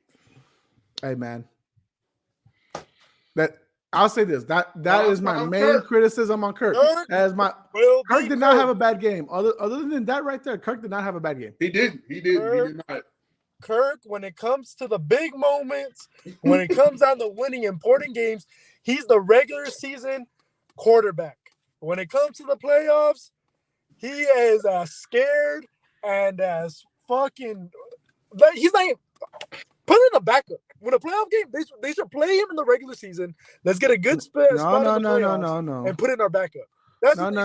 That's what they should do. Other than that last play, he did not have a bad game. Let's not go there. Let's be honest, he did not have a bad game. Justin Jefferson couldn't clear out from the double teams. He got fucking over 100 yards with TJ Hawkinson. He did not have a bad game. That one last play is everything everyone remembers, but he did not have a bad numbers. He did not do bad games. Cousins. Right, but I mean, other than that, it's not like, you put in the back. Who's the Vikings backup? Kellen Mond. What? That's not a good reason. I mean, Justin Jefferson tried to throw a ball and he got -2 yards. No, that was a play. I don't know what the hell they was doing because Kirk tried to run. And we know he ain't got no thing. Nah, that's on him. That last play is my only criticism, but otherwise, I think he had a good game.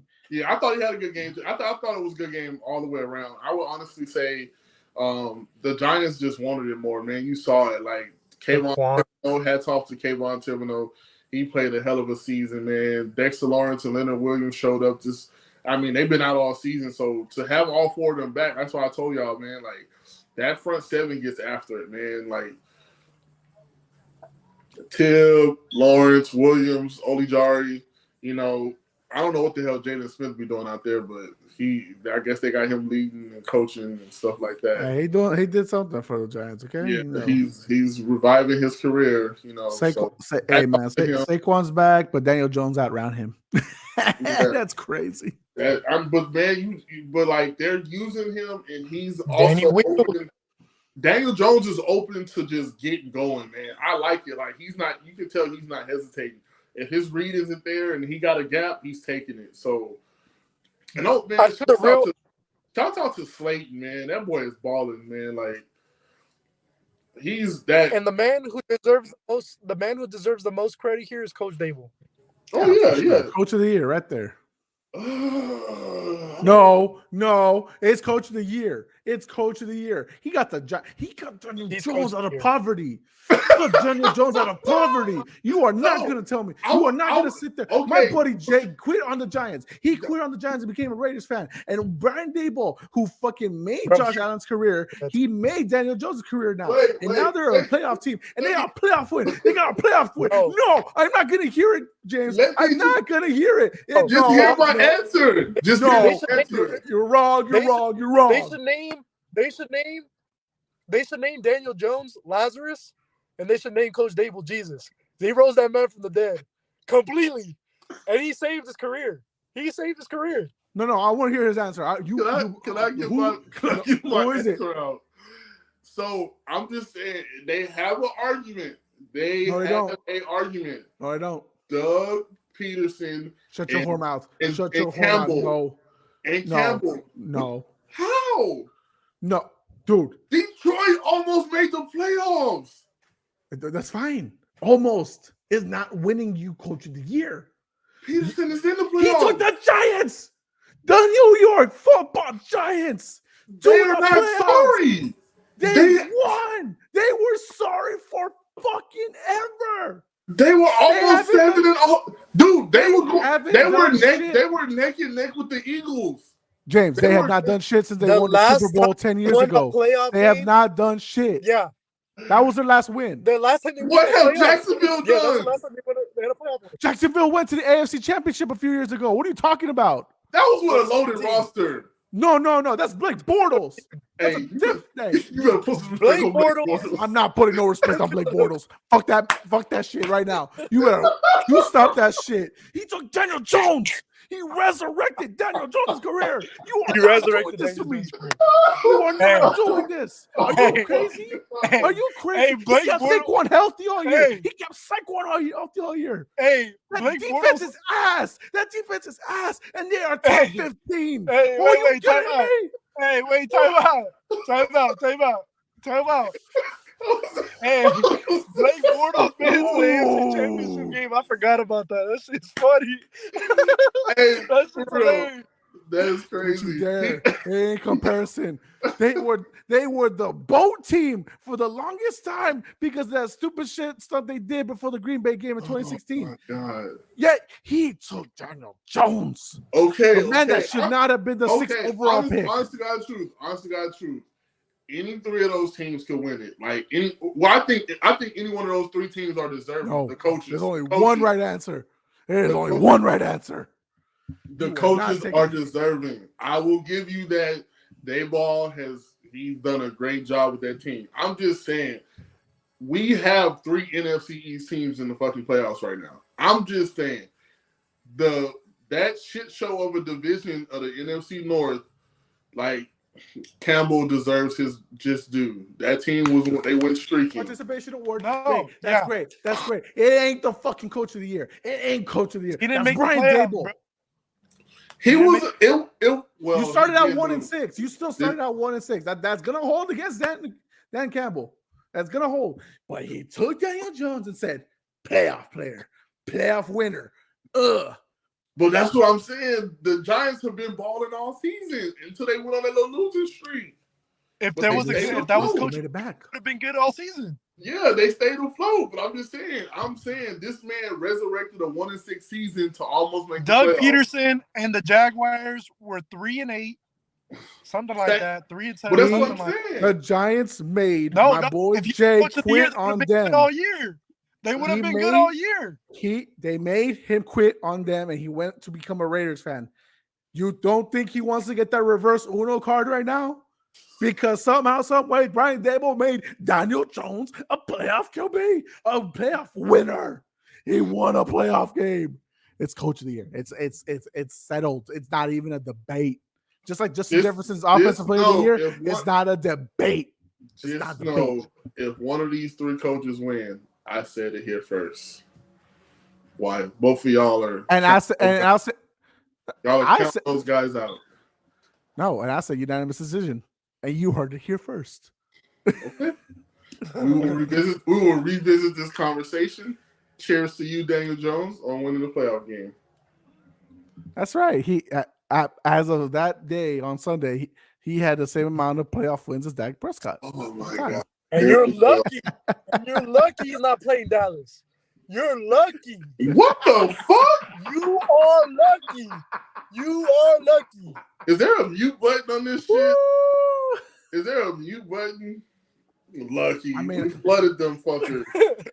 I think they're flooded them fuckers. I wish we was playing them. We'll be going straight to the fucking NFC title game. All right. We've talked about everybody. We know Minnesota disappointed, but we all knew because their point differential, that was going to happen. James backed out of that pig, by the way. He should have just stuck with that pig from the get-go. Ladies and gentlemen, I nutted up, but I did say they were going to win. I picked the Vikings because they were supposed to win. They were supposed to fucking win. There's no way in hell that they should have lost. But he pulled out too quickly. I did say the defense was going to ball out, and that's exactly what they did. All right. Let's end it. Let's end it right here. We're going to give our predictions. And I want scores. I want what you think the final score will be. I suck at that shit. Can I just give you winners? No. Stop it. Stop it. Right. You will guess. First game, James, I'll start with you. Jaguars at Chiefs. Who wins and what's the final score?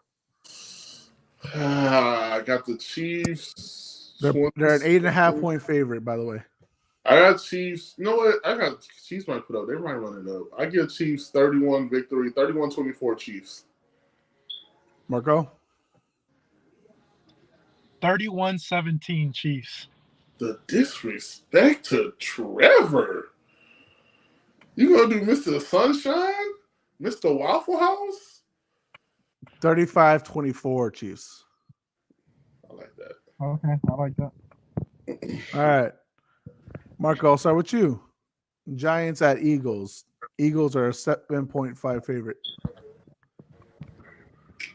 Eagles 27, Giants 24. Ooh. They cover. Okay. James? Yeah.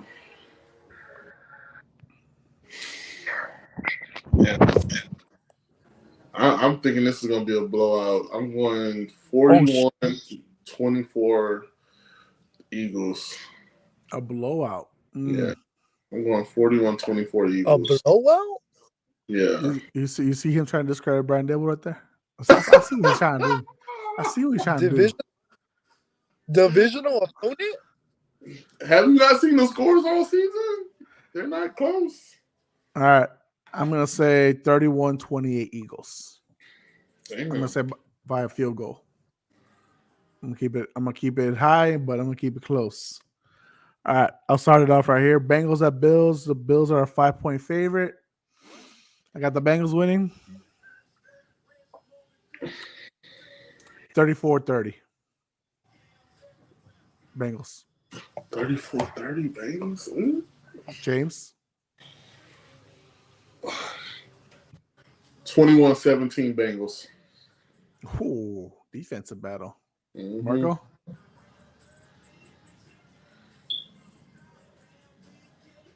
I think it's going to be 37-34 Bengals. I know Trey and Alex think the Bills will win, so I just want to put that out there to be fair because I know they picked them to win the Super Bowl, to be fair. All right. James, give me Cowboys at 49ers. Niners are a 4-point favorite. 96-3 Cowboys. Shut your whore mouth. Shut your whore mouth right there. You stop that right now. Hey, this is not Madden. This is not Madden, ho. This is not Madden easy mode for you, okay? I know that's all you could rack up, but it ain't fucking easy mode. You stop that right now. All right. Man, I think it's a close one. I'm going 24-21 Dallas. Okay. Marco? I'm going to go 24-14 Niners. Wrong answer. Dak throws three picks. That's not on the board. It might be. That I'm going on a limb. It's more realistic than your I'm 96-3. It's more realistic than your on a 96-3. limb. Dak does not throw a pick in this game. Stop. Oh, he throws picks. He throws three. This is the number He throws one defense. He throws the a number hat one trick. defense. He's not throwing a pick this game. Alex says, in correction, he says 27-24, Big D. Yeah, he ain't throwing a pick. He throwing three. No, just fine. That's all I'm talking about. Well, little D will show up. So I'm going to say it's going to be very close. I'm going to say 28-27 San Fran. Damn. Oh, that's a heartbreak. Now, if we lose by 1 point, dog, y'all not going to hear from me until next year. To the following. It's like James will depart. He'd be gone. So goodbye.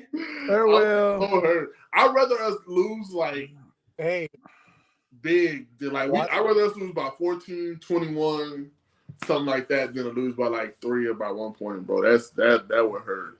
Oh, look at Trey. I knew he would come in here now. 21-24 Niners. Oh, what? Let's go. Hey, okay. What's the Cowboys win, and Mayer hits the game-winning field goal? Maher. Hey, if he does, bro, it's redemption. If he has to hit the big one, it's redemption. And I hope he said 31. He made a whole touchdown week 3. I hope he does get that kind of redemption, like just for his confidence going into the next one. And that's why I said 27 points, because that means at least 2 field goals he'll hit and 3 extra points. So he'll still take the L. He'll be fine. He'll be fine next game. Yeah, kicker Marco knows. Kicker Marco knows how that's done. He'll be fine next game. I hope so. He's still got a job, so his confidence better be lifted. But that's it. That's our predictions. It's gonna be a hell of a weekend. It's gonna be a lot of fun. James, you still crazy for that? Disrespect on Brian Day bullshit. Marco, I know how crazy you're about. I know how crazy and honestly sickening and annoying you'll be once the Chiefs win. I know you. Like, I love you, but I know. This. If they fucking lose, you better be here. You better fucking be here. If my Cowboys win and your Chiefs lose, your ass better be here. But when the Cowboys lose, your ass better be here too, James. I want to. Okay, I don't want you gone. I'm gonna be a little under the weather. Under the weather, okay? I don't want you choking out here like some certain teams, okay? I want you to fucking show up. I'm gonna show up. Win, lose, or draw. I'm gonna show up. I already know what's gonna happen. He's gonna come on. He'll be like, "Dak isn't our quarterback," and I said it. No, I won't blame it all on him. I won't put it all on him. No, it's I want Mike McCarthy gone. I want him out of here. I want Dak Quinn to stay, and I want all the first round picks. That's you right. But I will say this: our team is going to win or lose as far as this goes on defense. So if you hear me bitching, it's going to be about our defense because that's what we. I'm gonna tell you right now, when the Cowboys lose this weekend, I will give you the whole monologue. You will do the intro. You will let out your rant. You can be, Marcus Spears. You can be all the Cowboys lovers on ESPN and Fox Sports. You could be Skip Bayless. You could be like, "This was my game. This was my game." That could be you. I'll let you have that 5 minutes. That won't be me. I promise you. I won't go on a rant like that. I'm telling you right now. I believe if you lose by a point, you will. No, I'm gonna just be sad, bro, because it's a waste of a season. To be honest with you, to win that many games and to come this far, it's a waste of a season. Like, period. Like, I don't care. I'm just saying this is a tough matchup for our defense. Christian McCaffrey is a whole load. Debo is. You can't forget about George Kittle, and then fucking Brandon Ayuk is just as good as anybody else. Like, so this is tough, man. This is tough. And our corners and safety are in for a big game. I mean, granted, they didn't go crazy in the passing game last year with Jimmy Garoppolo, but I just trust us, bro. I trust what we look like yesterday, man. I feel like Dan Quinn had them boys ready. I like what Dak is doing, and I'm all in. So but that, like we said, man, that's Tampa. That ain't the same. This is the Niners. The Niners killed Tampa. Hell, like, you can feel good all you want, and I'm saying this because I've had those 20 years of success, whatever you want to say. But I know every week was quench, and like my knots were like churning, and it was hurting. I was like, oh, I just need this game to end, so I know it's okay. I just need to know the result already. And when it failed, it failed. And I was the saddest person in the world. But when they won, oh, you bet your ass, I felt it. You bet your ass, I honked the streets like the Spurs winning their 5th championship. Oh, you bet your ass. And I knew what victory felt like. Unfortunately for you, James, the Cowboys, for at least entirely Marco's life, have never known that happiness. For my entire life, yeah, basically. Damn, he went there. You know I what? went there. It's cool. It's okay. It's okay, James. It's okay. Because you know what? Before you were here, before you became a permanent staple of the group, and you were one of us. You know, I was like, you know, we don't need a Cowboys fan here. But now that you are here, now I'm gonna make your life a living hell as much as I can with these Cowboys. Now that I know that Alex is secretly a closeted Cowboys fan, I will make his life hell too. Hey, speaking of the Super Bowl that the Cowboys won't make it to, hey, who's hosting it? Arizona. Yeah, Arizona. No. Arizona. No. Oh, I'm talking about where we're gonna watch it as a pod. Who's hosting it?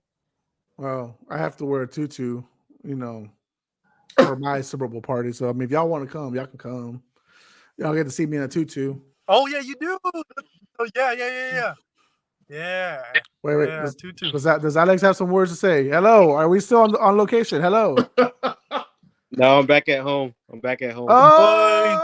Oh, right at the end of the episode. Hey, what you got? You put a profile pic on your thing. I ain't seen a great thing pop up. Put like a bear or something, so we don't have to do the extra work. Why do you think I do that all the time on TikTok? Like I have to cover that face. Like, you know, we gotta put Alex out there. We gotta show that glow. I'll teach him how to put a profile pic on there. It's probably just that he doesn't know how to. What's up, Alex? But Alex, give me. I know you gave your predictions for the Cowboys Niners game. Give me your score predictions for the other games. Okay. I think the Jags and KC game is going to be closer than everybody thinks. I still feel like KC. Well, let me get this. The Jags are 1 year too soon. So like, don't get Calvin Ridley back soon. I'm sorry. I'll say that they're gonna get Calvin Ridley next year. Well, I thought you were about to say the Jaguars are gonna win. No. I think they're a year ahead of their schedule. You know what I mean? Okay. I think they're a year ahead of their schedule. It's going to be a great game, but I still think Kansas City wins by 10. Okay. They're just what's your 1 year final ahead of score? their schedule. So 31-21, what are we thinking? I think 21-31 is a good prediction. They win by 10. Okay. What about the Giants at Eagles? Ooh, this one's close too. And I kind of want to pick the Giants, man. I feel like the Eagles been crumbling in their second. Do it. My coach of the year. You're picking my coach of the year to win that game. But you know what?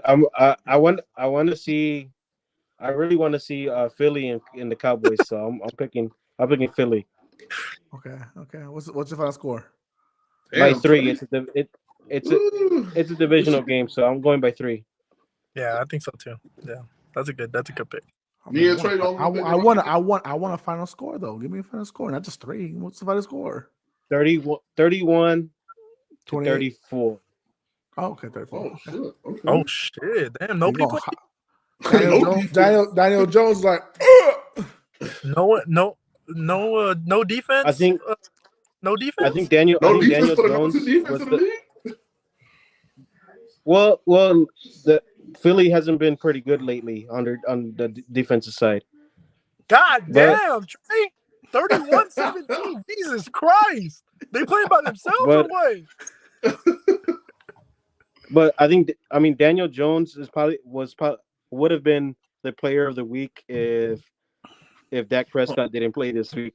So, but I think Daniel Jones is gonna go off again. All right, I don't know what happened there. James departed. We'll see him back in a bit. All right. Now give me your score for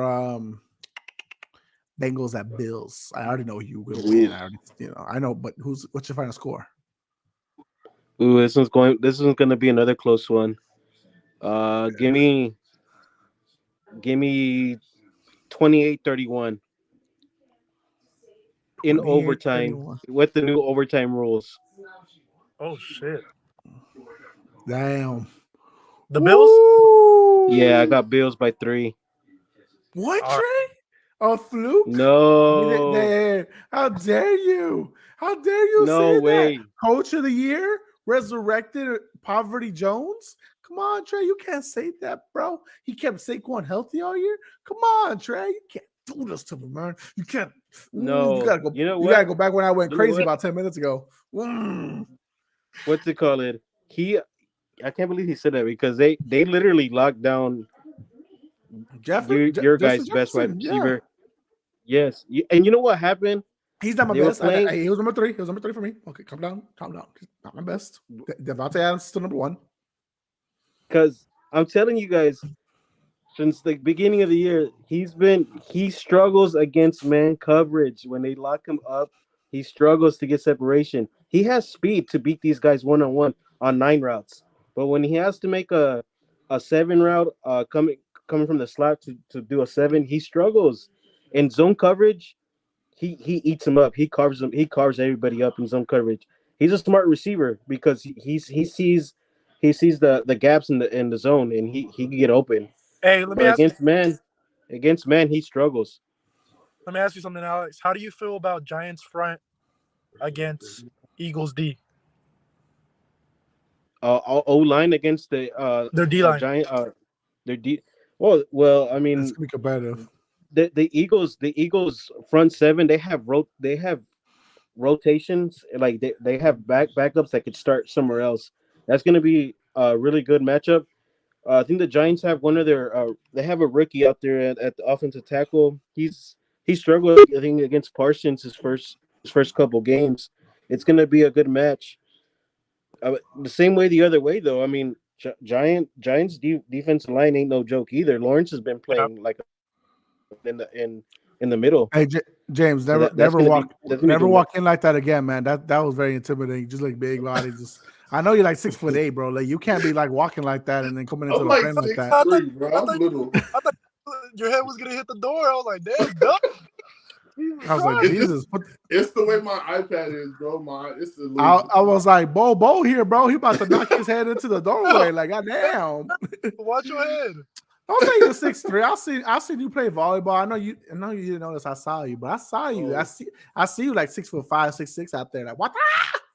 Fucking scary as hell. Like, I don't want to try to block you. Fuck that shit. You see me play volleyball? Yeah, I seen you, bro. Like, I know you. You know, we didn't know each other, but I noticed your giant ass like on the court. Like, hey, like I'm gonna be like, who's that big fella? Huh? Be happy you never seen me play volleyball. Oh yeah, it's horrific. It's ugly. The last time we played volleyball, this man ran into the wall and collapsed the wall over. Okay, I'm not that bad. Chill out. I'm not that bad. Yeah, no. Hell nah. Watch out. I'm not that bad. I haven't played played in a minute. Shut up, Trey. I'm fat now. I'm a dad. All right, Alex, what was your Bengals Bills prediction? Here said it. 28-31 in overtime. Okay, and then new overtime 31-34. Same thing. We all got it close. I think for the most part, that's going to be a hell of a game. Yeah. Well, I was gonna say we should have had the conference championship games hosted at Trey's house, but I know he's busy that day. If it's Josh my mom's Allen, birthday, so if Josh Allen throws if he has 2 turnovers, they lose that game. Every possession matters. So even one, I'm scared, bro.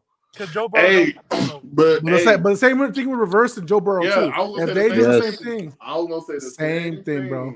I was gonna say the same thing because the only, like I said, the difference between these two games is the Bills are loaded on their defensive end. That's what I was about to say. Bengals are short. The Bengals are shorthanded, so this can go both ways now. Is there that one O lineman? Is he hurt still? Collins? Yeah. Yeah, he's still hurt. Yeah. He's still hurt. Mm-hmm. That's big. So they were getting to him, man. I mean, they were getting to him. That's you. That's what I said. He went from 7-step drops to 3-step drops real quick, and there was a whole bunch of hitch routes. So, like, that's gonna be a. I think the Von Miller going down hurts Spurs the Bills a wins. lot because you get Hey, I'll you take get one. a 36 piece and like 11? that for these type of games. Okay, Kelvin. Yeah, 36 and 11. That boy went crazy. Where was that? At the Alamo Dome? Huh? I'm like, where was that? The Alamo Dome? Because we died by 40, bro. Where was that? Did you see they almost got into a fight today? They got into a scuffle today. We've been on this shit the whole time. Like I don't see shit. Next prediction. Well, there's one missing, no? Dallas and Niners, right? Did he say it already?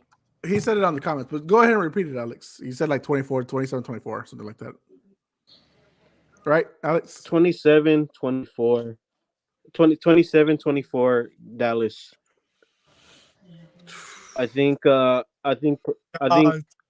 Brock Purdy hasn't seen a defense in these past couple games. Seattle is not the top tier defense, and you could tell he was kind of struggling at the beginning.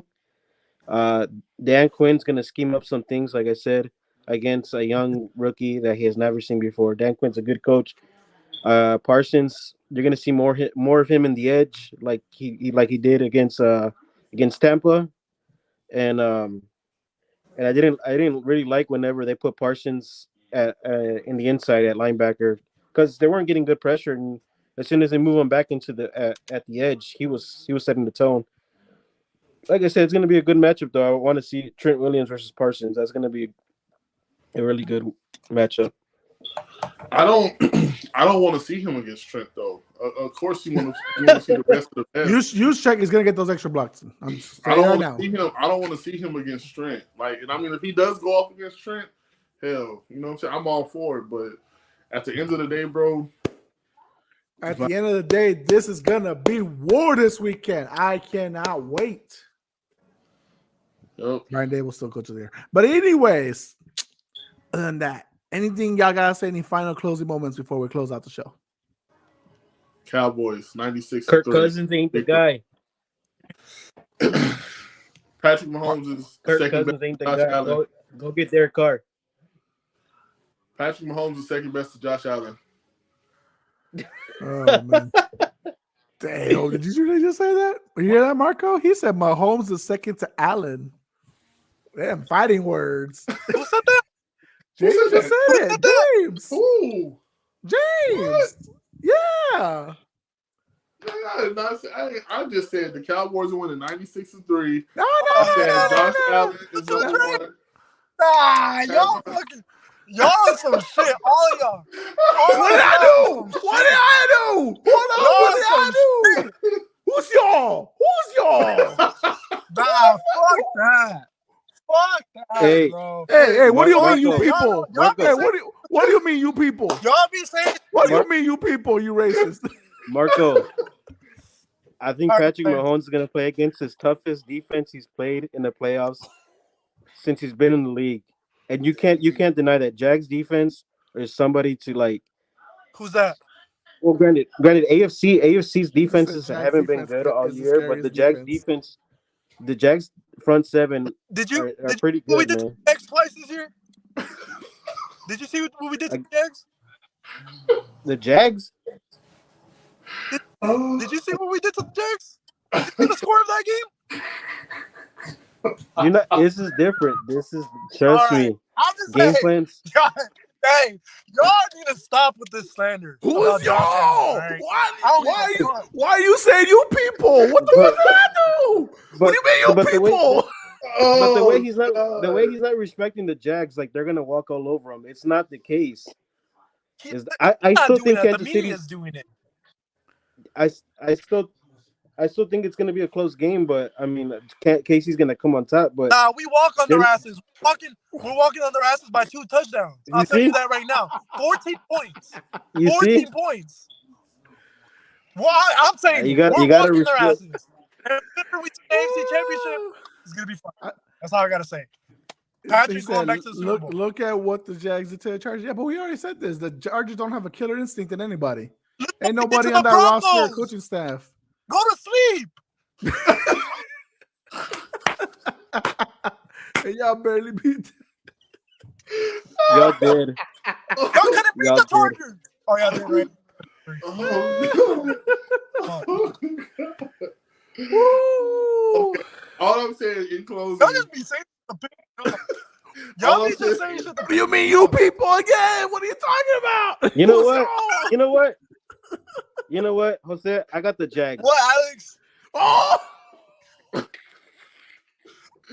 Hey, there has to be an upset. There has to be an upset this week, right? Yeah, did you say you're picking the Jags? Bet me $100. Oh, I won't bet $100 on that, but I mean like I said, the Jags are 1 year early. They shouldn't even been in the playoffs. They're 1 year early. And we all know Trevor gonna go back home. He's gonna have to go comb his hair and go to sleep and go on vacation. That's what's gonna happen to him. Isn't he undefeated on Saturdays? Isn't his game on Saturday? Yep, games on Saturday. That's why I said, y'all, shut your ass up too. Games on Saturday. Wait. Isn't your idol Nick Wright like in love with Trevor Lawrence too? And he said, "Oh, he doesn't lose on Saturdays." Hey, like, Trevor Lawrence, you know nice what? though. Hey, Trevor Lawrence, nice though.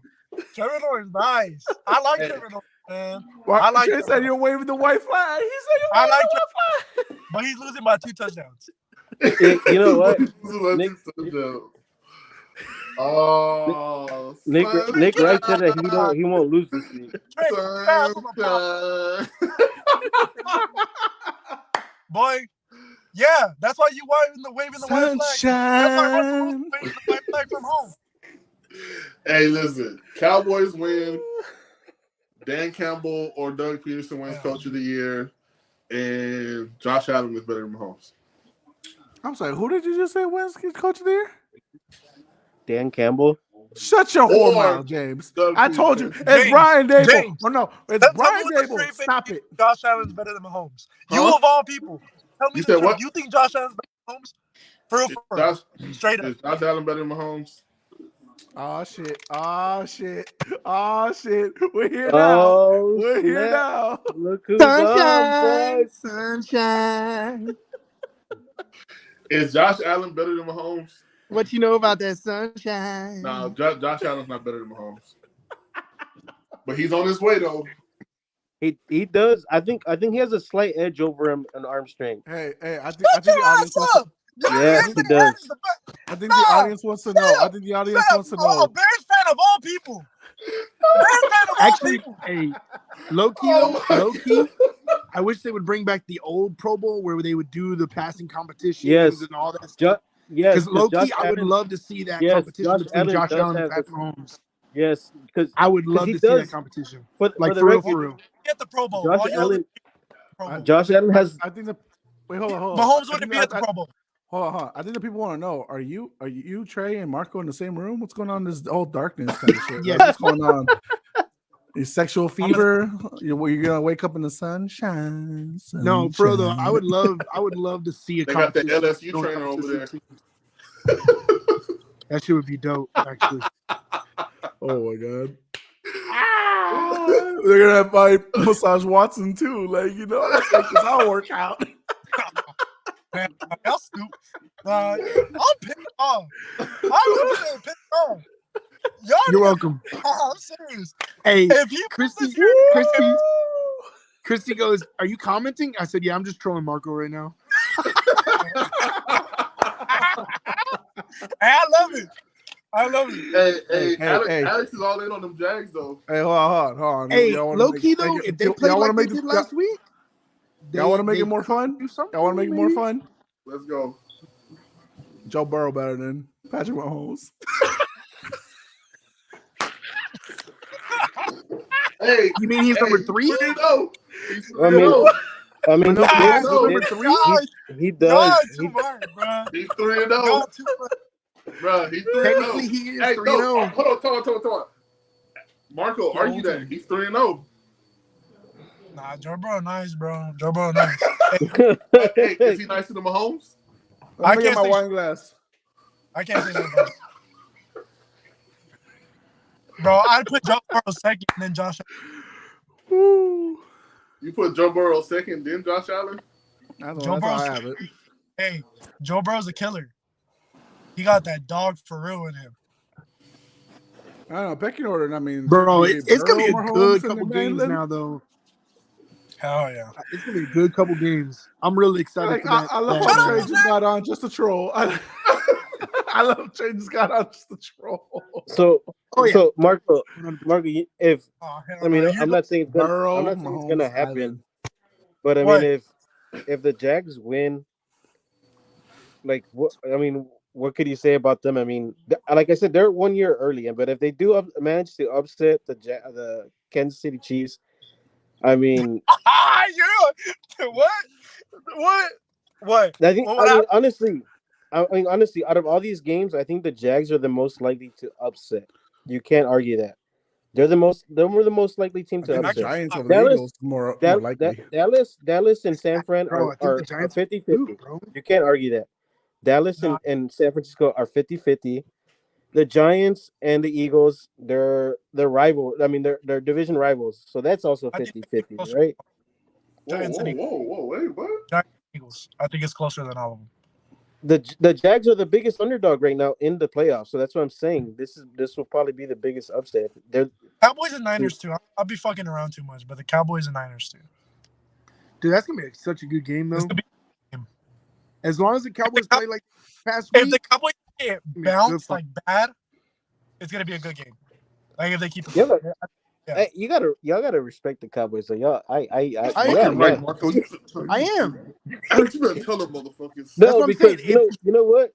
Because you guys were saying too, like first round exits there. Hey, Who's that? McCarthy. I didn't say that. I picked them in the first round. I know who's y'all. No, but what do you mean, you people? What the fuck is going on with your life? hey, Alex. What Kool-Aid you and Marco drinking? The fuck? Hey, No, but I'm saying Alex, like I picked the Cowboys to win the first are you round. an Alex fan or are you a Bears fan? I'm getting I mean, confused. no, I mean I'm a football You fan. get to pick one NFC team. The only one I missed was the Giants one. I didn't see the Giants beating the Vikings, but whatever.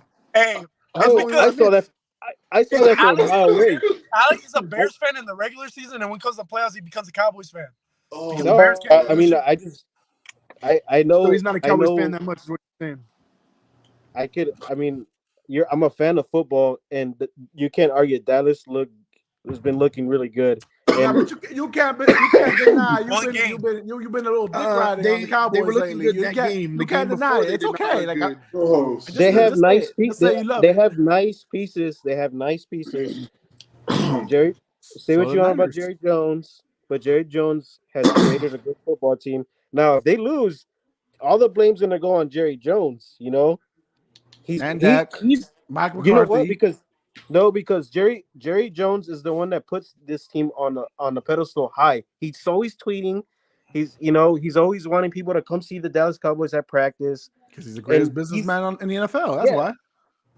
So he's the one that's putting the heat on the Dallas Cowboys. We need to go back to the days in the 90s and this and that. I mean, Dak Prescott answered. Well, if Dak throws three picks like Marco predicts it, it's gonna be on Dak. It ain't gonna be on Jerry. Again, Everybody already knows Jerry is old that needs to go. I will stand by what I said. If the Cowboys play like they did this past week, it will be a really, really good close game. If they play like they did half the season, it will not be a good game at all. What you mean it won't be a good game? And you know what, Kellen Moore. I'm saying like the way Kellen Moore. Huh? We finished the season 12-4. How is it not gonna be a good game? I'm saying the That's bad like- games. I'm saying the bad games. The bad games that they had. That's what Washington I'm getting at. doesn't If they count. played like last week, fuck yeah, it's gonna be a great game. Week 18. That's what I'm hoping. I'm hoping they play like last week. I want it to be a good game. I picked the Cowboys to win last week or this past week. I want to play like Kellen- this. Kellen Moore. I was the only one that picked the Bucks, but that's just because I'm Tom Brady, forever. So. Kellen Moore just needs to rely on his two backs in the backfield. Run the ball. It's gonna set up the play action. That's where you can run RB1 the Pollard. The crazy part, dude, no bullshit. I was kind of looking at some of the highlights. Dak looks so comfortable. Yes. There's once so the run comfortable. game going. Like once his you get the run freaking game play going, actions, bro. He was delaying those play action handoffs. Like it was so beautiful. It was actually a really good game for him. That's It was. But here's the difference. It's the Niners defense is a whole nother level. I agree. Whole nother That's what tier I'm saying. I compared to hope Bucks. he plays like this week. I hope he does. He ain't. He'll keep it close. He'll keep it close, but they ain't winning. Wait, but look, if you break down position by position, right? Okay, yesterday they played without Shaquille Barrett, so that's a big loss for them. That's a huge blow. But they still had Vita Vea, they had Akeem Hicks, they had the young second-year guy, number 9. I can't say his name. It looked like Sri Lanka or whatever it is, but him. There's Evan Lloyd. There's they got. They have a good defense. They got Devontae David. They haven't played like it this year. White. So if you look at it, man, they got Fred Warner, they got Greenlaw, they have Bosa, they got Eric Armstead, and then what's that other kid's name? Oh shit, I can't think of the other kid. But the difference between these two defenses, and Alex said it about 5-6 weeks ago when he did his tiers, the takeaways. The Niners know how to create takeaways. Yep. And this is a team, and the Bucks did not do really well on takeaways. What they did the first 2 years with Tom Brady, they created a lot of takeaways. They didn't do it this year. They failed. Maybe it's because they lost Todd Bowles from defensive coordinator to head coach, but they didn't play to the standard that they were supposed to be playing. Niners, a different story. Niners have been the best defense all year long, and they're the number 1 right now. Those guys are on a whole different mindset, different level right now than the Bucs defense. So you have to play even crisper than what you did this past week against Tampa. That was nice and all. It ain't gonna sustain if you make some of those like early mistakes that you did. Yeah. Sure. That's what I'm saying. If he looks comfortable like he did this past week, it's gonna be a good fucking game. End story. And Nick Bosa is gonna make it as tough. No picks. I mean, you got to give credit to Marco. I can see 2 picks and a Zeke fumble. 2 picks and a Zeke fumble. No picks. No divisional win. Marco, are you holding up that 3 for Mahomes ranking in Jose's eyes or what? I said he's 2. Oh, okay. No, I'm holding up the amount of wins y'all had this year. That's true. Wait. Are you talking to Alex or are you talking to Drake? Talking to me. Well, first off, we'll see. We'll see whenever. The only one that can laugh right now is Jose. Shut up, Alex! Well, maybe. Y'all big bitch with Trubisky over Mahomes. Shut up! We'll see whenever Justin Fields goes to KC and wipes the floors. We'll see. They're gonna over Mahomes. It's so funny. Even though we're not all fans of them, can we go see Bears at Chiefs or wherever the fucking game is gonna be at whenever it happens? Can we all go? Just fun a bit, dude. Bro, that would be nobody in the game. That'd be dope. Nobody in the KC secondary or defense could mess with Justin Fields. They struggled against Russell Wilson. What do you think Justin Fields is gonna do?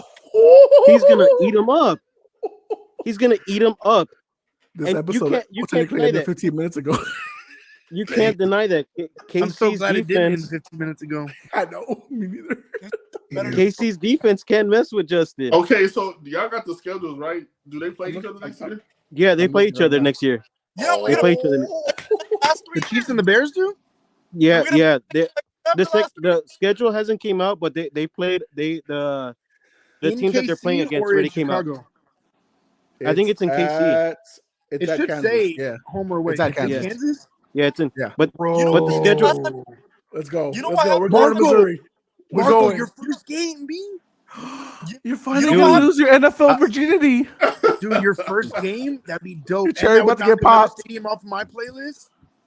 Did he talk Risky over Mahomes? Hey, he still made the playoffs twice. Y'all funny as hell. Mix up the Brisky's ass. That boy boo boo. No, he's made the playoffs twice. One time. Was it He made twice? I it thought it twice. was just once. Yeah. It was only second year. He I made thought it it was only twice. second year. Hey, Let me Google Marco, let's go to that game, bro. That'll be your first game. Hell yeah, we should. That'd be dope. And Patrick is gonna count again. 1, 2. Oh, and the Bears will be better next year too. So Yo, Actually, yeah. fun. Low key with the Bears D, if they stay the same and their offense getting a little bit better, Oh yeah, that could be technically a 3 decent times. game. That could have been that could be a decent game next year. I hate. What are you mad for? Oh, You know, Marco, okay, I know James doesn't know this since the 90s, and I know Alex has never experienced this, but when you're on the top, people are going to come after you. wow. When you on top, you know, me and Trey know this. We've had championship teams. Since the 90s. James doesn't even Just- know what that is anymore. Why you come Like- for my boy like that? Why you come Just- for my boy like that, dog? Just be glad the game's out in Chicago, dude. Those fans are rough. It's not that even the fans, the seats are gonna be fucking rough too. Fuck, give me no. My back is breaking like by 2 minutes into the game. Like my back, my spleen. Bro, we should do a PPS game. That'd be dope, bro. Let's go to Missouri. Let's go fly up there, drive I up there, told whatever you Christy, I want to do. I said don't my goal is to eventually go to every stadium at least once. That would be my KC stadium, bro. It don't even got to be Denver. It's just a I team. don't. Yep, same. I feel the same way. Let's do it. I'm gonna go to like Pats and Cowboys, even though I've already been to AT&T Stadium, but I haven't been to it for a fucking NFL game yet. So My knock that out my the way. main goal is I want to see Denver in Green Bay though. Like that's the ultimate. Like ooh, that's nice. That's nice. I want to go to Lambeau. Like, you know, Marco's heated. He's gonna are you still driving, by the way? Because if you gotta drive, you know, I don't want you to be heated. I need you to cool down. I need you to go outside and like smoke some weed or something. Be like, hey, vato, I'm chilling. look it up. Stick your head out the window while you drive, bro. You be all right. Oh my god! All right. Now, any final words? Mahomes is third. Oh my god! The Jags win. Dak throws zero interceptions. You don't even believe that. You don't even believe that bullshit. You need to stop that right now. You don't believe that bullshit. You already said it. 0 touchdowns. Listen. You don't believe that bullshit. You don't believe. He throws 0 interceptions. You're In the first quarter. James. The whole game. James, you said you're a realist. You don't believe it. You don't believe in yourself. You need to stop. You need to stop. You need to stop your Skip Bayless ass right now. Okay. For real. Closing remarks. Hey, are we trying to bet on these games though? For real? Hey, I'll bet on the Cowboys game. I'll for sure Nah, bet on the Cowboys Jaguars game. game. No, because like I said, they're a year early. They're a year early. The you can't deny that Jags are the year early. Oh my god. Okay, so for the official prediction, Alex, what is the score for the Jaguars Chiefs? I said by 10. KC by 10. Okay. Oh, but you said you 31-21. Okay, so you're not switching your picks. I You're just respect fucking with that. them. Okay. Yeah. Okay. I appreciate it, Alex. Thank you. All right. Thank you, Alex. I mean, I'm not gonna lie. I mean, No. Jags He meant 31-21 for Jags. Sorry. No, I mean KC. Bro, do you imagine 31-21 Jags? Dude, that would be actually insane. Though. I mean, like, Oh, okay. Right now. I have a legitimate question. Because obviously us three don't have any team in the playoffs, whatever. I'm saying super hypothetical. What would happen if the Cowboys won and the Chiefs lost? I'm it'd be fucking the ugliest weekend ever. I'm on his fucking head. I'm on his head. He better hope they Legitimate win. question. Marco, the former I'll do it. Cowboys fan who became a Chiefs fan, gets destroyed by James. So what happens is, like, I will don't you know, admit defeat or are you going to make excuses? Marco, you should Legitimate. have stayed there, bro. No, come on. Because he said Mahomes. That's is fine. MVP. I'm just asking. He said Mahomes is MVP. He said This season Mahomes I is had playing. He playing better than everybody else. He don't need Tyreek Hill. Hey. They post the blood the Jaguars. I want to hear it. No bullshit. I'll give Mahomes MVP just for not seeing fucking his brother and his wife on TikTok or Yes. anywhere in the news. That's why he's been playing MVP like. That's why he's playing MVP like. He told them, sit your ass home, be a good mom, and shut your mouth. Be a good right brother. There and is stop MVP status, bro. For not seeing and hearing them dumb motherfuckers, MVP. Mm-hmm.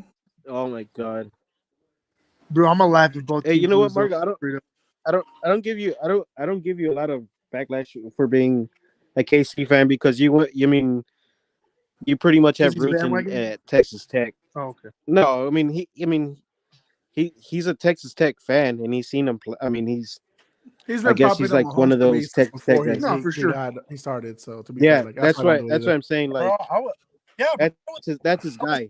That's his guy. Over there. He was kicking it. That's what I'm saying. Like I met the dude. Know, but anyways, any final thoughts before we? No, we don't give him enough. That's the thing. Like you're on the mountain. Like now your team's on the mountaintop. You're gonna get shit forever. Like that's the problem. Like you're gonna get shit forever now. Mm-hmm. Yep.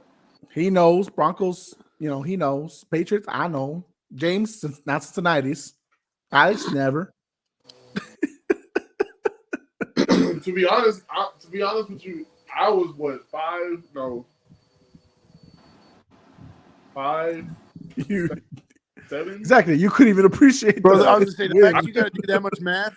Yeah, no, I was between like 5 and 8 years old when they won all of those. And bro, that's a gap. I didn't understand football like that. Because you know how people be lying. They be like, "Man, I've been a fan since I was 5 years old." Like you don't even understand football like that. Like I didn't grasp the game of football until I was like 17, 18. Like and still even more now to this day. It's like, bro, like shit changed so much. But like I said, I'm a real Cowboys fan though. Like I've been rocking with them since picks, right? 2 picks. No picks, bro. No picks. I'm telling you, I just feel like Dak is so like, bro. We're just going back to the same shit over and over again. We just need to close this out. He's so locked in, bro. Like this game is gonna be but it's gonna be a test though, man, because they play a lot of cover 0, bro. So like they gonna be on. It's gonna be a big test with the D line and secondary. Greenlaw and fucking Fred Warner are gonna be everywhere. I'm like if they excited, bro. If they do get picks, bro, it's gonna be because of those two. Them motherfuckers go like you think no bullshit. Everybody want to crown. Like the only game I don't really care about is the Philly Giants game, personally. Yeah, I don't. Yeah, that. Every other game, I so feel that I think it's exciting too, though. It's gonna be exciting early unless they get out. Might be, I think they're all exciting. To be heard, I don't know. The only reason I'm excited for it a little bit, like a fucking small smidgen, is because fan favorite Kristen Parker said, "She's right." She's absolutely right. It's a division game. Hey, tell Chrissy to pick a quarterback: Trevor Lawrence or Pat Mahomes. No, don't tell her what to pick, Dre. Don't tell her what to pick. Listening. I swear. She said no comment. Don't tell her what to pick. She's like, I don't even know who they are. Pick one between Trevor Lawrence or Pat Mahomes. Hey, man, I'm not gonna cheat, bro. I already know. I can't say anything about Coach. He'll beat me up. I already know she's gonna pick Mahomes. No, that's the only reason I'm a little excited about that game, though, is because it's divisional. Other than that, I could care less. The other 3, I'm excited for. Hell yeah, those games are going to be good. Those games are going to be good. I agree with Alex to an extent. Jags D is going to be nice. I just hope they do a little bit decent. I hope the Jags game isn't a blowout for the Chiefs. There you go, Marco. She said my homie. I knew she was going to pick. God, don't clap my ear, her bitch. But yeah, it's gonna be a good weekend, bro. It is. Well, let's close it out because let's just fast forward it to Saturday, man. We're gonna go in circles like all day, like it should have ended like fucking 25 minutes ago. It ain't happening. All right, guys. Thank you for watching this episode. Follow us on Dak Prescott picks. Shut your whore mouth. I said stop with the circles. Shut your whore mouth. I'm trying to close this shit out already. Look at this. Hey, look at this man. All right, for James, Marco, Trey, and Alex, follow us at Puro Pinche Sports, TikTok, Instagram, Pinche Sports Pod on Twitter. We are Puro Pinche Sports. Oh my God, we are.